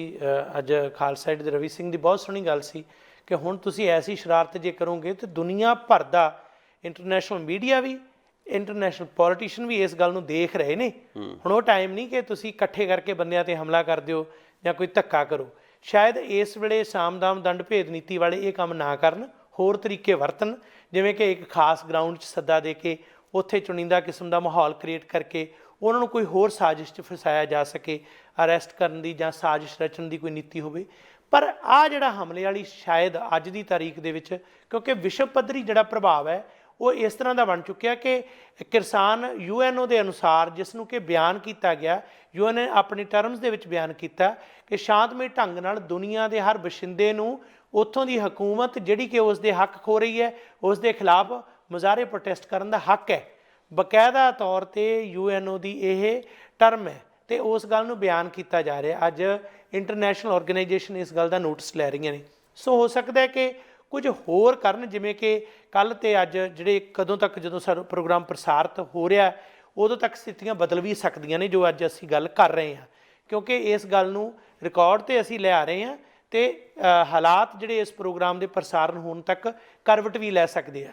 ਪਰ ਜਿਹੜਾ ਸਭ ਤੋਂ ਇੰਪੋਰਟੈਂਟ ਪੱਖ ਹੈ ਥੋੜ੍ਹਾ ਉਹਦੇ ਤੇ ਜ਼ਰੂਰ ਜਾਈਏ। ਇਹ ਘਟਨਾਵਾਂ ਹੋ ਗਈਆਂ, ਰਿਐਕਸ਼ਨ ਹੋ ਗਿਆ, ਲੋਕਾਂ ਨੇ ਇਸ ਗੱਲ ਦੇ ਲਈ ਜਜ਼ਬਾ ਆਪਣਾ ਪੇਸ਼ ਕਰ ਦਿੱਤਾ, ਕਰੋ ਜਾਂ ਮਰੋ ਜੀ ਨੀਤੀ ਤੇ ਡਟੇ ਹੋਏ ਨੇ। ਉਹ ਕਹਿੰਦੇ ਇਨਸਾਫ ਲੈ ਕੇ ਜਾਵਾਂਗੇ। ਪਰ ਲੜਾਈ ਦਾ ਅਸਲ ਮੁੱਦਾ ਜਿੰਨਾ ਤਿੰਨਾਂ ਆਰਡੀਨੈਂਸਾਂ ਦੇ ਬਾਰੇ ਹੈ, ਉਹਨਾਂ ਦੇ ਬਾਰੇ ਵੀ ਵਿਸ਼ਵ ਨੂੰ, ਸੰਸਾਰ ਨੂੰ ਦੱਸਣਾ ਬੜਾ ਜ਼ਰੂਰੀ ਹੈ ਕਿ ਐਕਚੁਅਲ ਇਹ ਆਰਡੀਨੈਂਸ ਡਿਜ਼ਾਈਨ ਜਿਵੇਂ ਕੀਤੇ ਗਏ ਨੇ, ਇਹਨਾਂ 'ਚ ਜੋ ਕੁਝ ਹੈ ਉਹਦੇ ਬਾਰੇ ਜ਼ਰੂਰ ਜਿਹੜਾ ਹੈ ਵਿਚਾਰ ਹੋਣੀ ਚਾਹੀਦੀ ਹੈ। ਆਰਡੀਨੈਂਸ ਜਿਹੜੇ ਜਿਸ ਕਿਸਮ ਦੇ ਆ ਰਹੇ ਆ, ਇਹਦੇ ਲਈ ਮੈਂ ਇਕੱਲੇ ਮੋਦੀ ਨੂੰ ਕਸੂਰਵਾਰ ਨਹੀਂ ਮੰਨਦਾ। ਹਾਂਜੀ, ਦੇਖੋ ਮੋਦੀ ਦੀ ਜਿਹੜੀ ਪਾਰਟੀ ਹੈ ਜਮਾਖੋਰਾਂ ਦੀ ਪਾਰਟੀ ਹੈ, ਜਮਾਖੋਰਾਂ ਦੀ ਸਰਕਾਰ ਹੈ ਜੀ। ਹੁਣ ਜਮਾਖੋਰਾਂ ਦੀ ਸਰਕਾਰ ਜਿਹੜੀ ਆ ਉਹਨਾਂ ਦੇ ਹਿੱਤਾਂ ਦੇ ਨਾਲ ਕਿਸਾਨੀ ਦੇ ਹਿੱਤ ਜਿਹੜੇ ਮੇਲ ਨਹੀਂ ਖਾਂਦੇ ਜੀ। ਸਤਮ ਦੀ ਗੱਲ ਇਹ ਵੀ ਹੈ ਕਿ ਜਨਸੰਘਿਆ ਦੀ ਸਰਕਾਰ ਹੈ, ਹਾਂਜੀ, ਉਹਨਾਂ ਲਈ ਤਾਂ ਕਿਸਾਨ ਜਿਹੜੇ ਸ਼ੂਦਰ ਨੇ, ਹਾਂ, ਜ਼ਾਤ ਪੱਖੋਂ ਵੀ ਤੇ ਕਿੱਤੇ ਪੱਖੋਂ ਵੀ, ਸੋ ਉਹਨਾਂ ਦੇ ਮਤਲਬ ਇੰਟਰਸਟ ਉਹਨਾਂ ਨਾਲ ਮੈਚ ਨਹੀਂ ਕਰਦੇ। ਜੀ, ਜੀ। ਹੁਣ ਉਹਦੇ 'ਚ ਆ ਕੇ ਸਿੱਖਾਂ ਦੀ ਸ਼ਮੂਲੀਅਤ ਚੋਖੀ ਹੈ, ਹਾਂ, ਇਸ ਕਰਕੇ ਦੁਸ਼ਮਣ ਘੜਨਾ ਸੌਖਾ ਹੋ ਗਿਆ। ਖਾਲਿਸਤਾਨ ਦਾ ਇਤਿਹਾਸ ਜਿਹੜਾ ਬਾਰ-ਬਾਰ ਚੁੱਕਿਆ ਜਾ ਰਿਹਾ ਨਾ, ਤਾਂ ਕਰਕੇ ਫਿਕਰਮੰਦੀ ਦੀ ਗੱਲ ਹੈ ਕਿ ਜੇ ਹੁਣ ਅੰਤਰਰਾਸ਼ਟਰੀ ਪੱਧਰ ਤੇ ਰਵੀ ਸਿੰਘ ਨੇ ਆਵਾਜ਼ ਬੁਲੰਦ ਕੀਤੀ, ਇਹ ਤਾਂ ਰਵੀ ਸਿੰਘ ਨੂੰ ਵੀ ਖਾਲਿਸਤਾਨੀ ਮੰਨਦੇ ਆ ਜੀ। ਜਿਹੜੇ ਸਾਡੇ ਇੱਥੋਂ ਦੇ ਸਿੱਖ ਸਿਆਸਤਦਾਨਾਂ ਨੇ ਆਵਾਜ਼ ਬੁਲੰਦ ਕੀਤੀ ਹੈ, ਚਾਹੇ ਜਸਰਾਜ ਸਿੰਘ ਹੱਲਰ ਨੇ, ਹਾਲਾਂਕਿ ਕੰਜ਼ਰਵੇਟਿਵ ਨੇ, ਟਿਮ ਉੱਪਲ ਵਿਸ਼ਵਾਸੀ ਸਿੱਖ ਨੇ, ਉਹ ਵੀ ਕੰਜ਼ਰਵੇਟਿਵ ਨੇ, ਜੀ। ਰਣਦੀਪ ਸਿੰਘ ਸਰਾਏ ਲਿਬਰਲ MP ਨੇ, ਉਹ ਵੀ ਦਸਤਾਤਰੀ ਸਿੱਖ ਨੇ। ਇਹਨਾਂ ਦਾ ਜਗਬੀਰ ਸਿੰਘ ਜਿਨ੍ਹਾਂ ਤੋਂ ਪਹਿਲਾਂ ਹੀ ਅਲਰਜੀ ਇਹਨਾਂ ਨੂੰ, ਇਹਨਾਂ ਨੇ ਇਸ ਕਿਸਮ ਦਾ ਨੈਰੇਟਿਵ ਖੜਾ ਕਰਨਾ ਹੀ ਕਰਨਾ ਕਿ ਇਹ ਖਾਲਿਸਤਾਨ ਦੇ ਵੱਲੋਂ ਮੁਹਿੰਮ ਚਲਾਈ ਜਾ ਰਹੀ ਹੈ। ਕਿਸ ਤਰੀਕੇ ਨਾਲ ਸਿੱਖਾਂ ਨੂੰ ਖਦੇੜਿਆ ਜਾਵੇ ਜਾਂ ਨਖੇੜਿਆ ਜਾਵੇ। ਖੱਬੇ ਪੱਖੀ ਜਿਸ ਕਿਸਮ ਦੇ ਬਿਆਨ ਦੇ ਰਹੇ ਆ, ਕੱਲ ਨੂੰ ਹੋ ਸਕਦਾ ਉਹ ਇਸ ਟ੍ਰੈਪ 'ਚ ਫਸ ਜਾਣ ਕਿ ਜੇ ਉਹ ਨਹੀਂ ਇਸ ਗੱਲ ਨੂੰ ਸਮਝਦੇ ਜੀ। ਦੂਜਿਆਂ ਨੂੰ ਵੀ ਵੱਖਰੇ ਕਰਨ ਲਈ ਇਹ ਸਾਜ਼ਿਸ਼ਾਂ ਗੁੰਦੀਆਂ ਜਾ ਰਹੀਆਂ ਤੇ ਇਹਦੇ ਦੂਰਗਾਮੀ ਸਿੱਟੇ ਭੈੜੇ ਨਿਕਲ ਸਕਦੇ ਆ। ਮੈਂ ਨਹੀਂ ਕਹਿ ਰਿਹਾ ਕਿ ਇੱਦਾਂ ਹੋਊਗਾ, ਹੋ ਸਕਦਾ ਕਿ ਸਾਰਾ ਕੁਝ ਠੀਕ ਹੋਵੇ ਜੀ। ਮੋਦੀ ਸਰਕਾਰ ਸਮਝ ਜਾਵੇ ਕਿ ਅੰਤਰਰਾਸ਼ਟਰੀ ਪੱਧਰ ਤੇ ਸਾਡੀ ਬੇਇੱਜ਼ਤੀ ਬਹੁਤ ਹੋ ਚੁੱਕੀ ਹੈ। ਪਰ ਸਰਕਾਰ ਅਜੇ ਪਿਛਲੇ ਸਾਲ ਹੀ ਚੋਣਾਂ ਜਿੱਤ ਕੇ ਹਟੀ ਹੈ, ਬਹੁਤ ਗਿਣਤੀ ਲੈ ਕੇ। ਉਹਨਾਂ ਕੋਲ 4 ਸਾਲ ਪਏ ਹੋਏ ਆ। ਇਹ ਮੂਵਮੈਂਟ 4 ਸਾਲ ਤੇ ਚੱਲਣ ਤੋਂ ਰਹੀ। ਸਰਕਾਰ ਇਸ ਤਾਕ ਤੇ ਬੈਠੀ ਹੈ। ਸਰਕਾਰ ਇਹ ਸੋਚਦੀ ਹੈ ਸਰਕਾਰ ਕਿ 4 ਸਾਲ ਸਾਡੇ ਕੋਲ ਪਏ ਆ, ਸਾਡੇ ਕੋਲ ਮੈਜੋਰਟੀ, ਸਾਡਾ ਕੁਝ ਨਹੀਂ ਹੋ ਸਕਦਾ। ਅਕਾਲੀ ਦਲ ਨੇ ਜੇ ਪਾਸਾ ਵੱਟ ਵੀ ਲਿਆ ਤਾਂ ਕੋਈ ਸਰਕਾਰ ਦਾ ਕੁਝ ਨਹੀਂ ਹੋਇਆ ਜੀ, ਸਰਕਾਰ ਡਿੱਗ ਨਹੀਂ ਪਈ ਉਹਦੇ ਨਾਲ। ਸੋ ਸਰਕਾਰ ਦੀਆਂ ਆਪਣੀ ਕੈਲਕੂਲੇਸ਼ਨਸ ਵੱਖਰੀਆਂ ਨੇ। ਉਹ ਹੋ ਸਕਦਾ ਕਿ ਹਿੰਦੂਤਵ ਦਾ ਪੱਤਾ ਹੋਰ ਵੀ ਜ਼ਿਆਦਾ ਤਿੱਖੇ ਰੂਪ 'ਚ ਖੇਡੇ ਤੇ ਕਿਵੇਂ ਨਾ ਕਿਵੇਂ ਇੱਕ ਮਤਲਬ ਕਿਸਾਨੀ ਅੰਦੋਲਨ ਵਿੱਚੋਂ ਜਿਹਨਾਂ ਨੇ ਸਰਦਾਰੀ ਲਈ ਹੋਈ ਆ, ਇਹਨਾਂ ਨੂੰ ਘੱਟੋ ਘੱਟ ਖੁੰਝੇ ਲਾਇਆ ਜਾਵੇ। ਇਹਨਾਂ ਦੇ ਖਿਲਾਫ ਇਹੋ ਜਿਹਾ ਮਾਹੌਲ ਖੜਾ ਕੀਤਾ ਜਾਵੇ ਕਿ ਅਖੀਰ ਲੋਕ ਕਹਿਣ ਕਿ ਕੋਈ ਕਾਰਵਾਈ ਹੋਵੇ। ਇਸ ਕਿਸਮ ਦੀ ਜਿਹੜੀ ਹੈ ਕੋਈ ਵਿਉਂਤਬੰਦੀ ਹੋ ਸਕਦੀ ਹੈ। ਇਹ ਚਿੰਤਾ ਦਾ ਵਿਸ਼ਾ ਜੀ ਜੀ, ਇਹ ਸਾਨੂੰ ਮੰਨ ਲੈਣਾ ਚਾਹੀਦਾ। ਜਿਹੜੇ ਬਿੱਲਾਂ ਦੀ ਗੱਲ ਆ, ਉਹ ਬਿੱਲਾਂ ਲਈ ਮੈਂ ਕਹੂੰਗਾ ਮੋਦੀ ਕਸੂਰਵਾਰ ਇਕੱਲਾ ਨਹੀਂ ਗਾ, ਕਿਉਂਕਿ ਇਹ ਜਿਹੜੇ ਬਿੱਲ ਆਏ ਨੇ ਇਹ ਜਿਹੜੀ ਨਵ ਉਦਾਰਵਾਦੀ ਨੀਤੀਆਂ ਸੀਗੀਆਂ ਮਨਮੋਹਨ ਸਿੰਘ ਸਰਕਾਰ ਦੀਆਂ, ਉਹਦੇ ਲੱਛਣ ਨੇ ਜੀ। ਕਿਉਂਕਿ ਪਹਿਲਾਂ ਵੀ ਹੁੰਦਾ ਰਿਹਾ ਕਿ ਡੀਜ਼ਲ ਕਿਸਾਨਾਂ ਦੀ ਲੋੜ ਹੈ, ਉਸ ਨੂੰ ਸਬਸਿਡੀ ਮਿਲਦੀ ਸੀ, ਉਹਨੂੰ ਵਾਪਸ ਲੈਣ ਦੀ ਗੱਲ ਕੀਤੀ ਗਈ, ਹੋ ਹੱਲਾ ਹੋਇਆ। ਫਿਰ ਖਾਦ ਉੱਤੇ ਸਬਸਿਡੀ ਵਾਪਸ ਲੈਣ ਦੀ ਕੋਸ਼ਿਸ਼ ਕੀਤੀ ਗਈ। ਸੋ ਜਿਹੜਾ ਖੇਤੀਬਾੜੀ ਦਾ ਪ੍ਰਬੰਧ ਹੈ ਉਸ ਵਿੱਚ ਇਸ ਕਿਸਮ ਦੀਆਂ ਨੀਤੀਆਂ ਲਿਆ ਕੇ ਵਿੱਚੋਂ ਆੜਤੀਏ ਕੱਢ ਦਿਓ ਜਾਂ ਕਹੋ ਜੀ ਖੁੱਲ੍ਹੀ ਮੰਡੀ ਜਾ ਕੇ ਵੇਚੋ, ਸਰਕਾਰੀ ਏਜੰਸੀਆਂ ਨੇ ਜਿਹੜਾ ਸਮਾਨ ਤੁਹਾਡੇ ਤੋਂ ਲੈਣਾ ਸੀਗਾ ਉਹਨਾਂ ਦੇ ਹੱਥ ਪਿੱਛੇ ਕਰ ਲੈਣਾ, ਫਿਰ ਸਬਸਿਡੀਆਂ ਜਿਹੜੀਆਂ ਕਿਸਾਨਾਂ ਨੂੰ ਮਿਲ ਰਹੀਆਂ ਉਹ ਹੌਲੀ ਹੌਲੀ ਚੱਕ ਲਈਆਂ ਜਾਣ, ਇਹ ਵਾਅਦੇ ਅੰਤਰਰਾਸ਼ਟਰੀ ਪੱਧਰ ਤੇ ਹੋਏ ਹੋਏ ਆ ਜੀ ਜੀ, ਉਹਦੇ ਲੱਛਣ ਨੇ ਆ ਵਾਲੇ।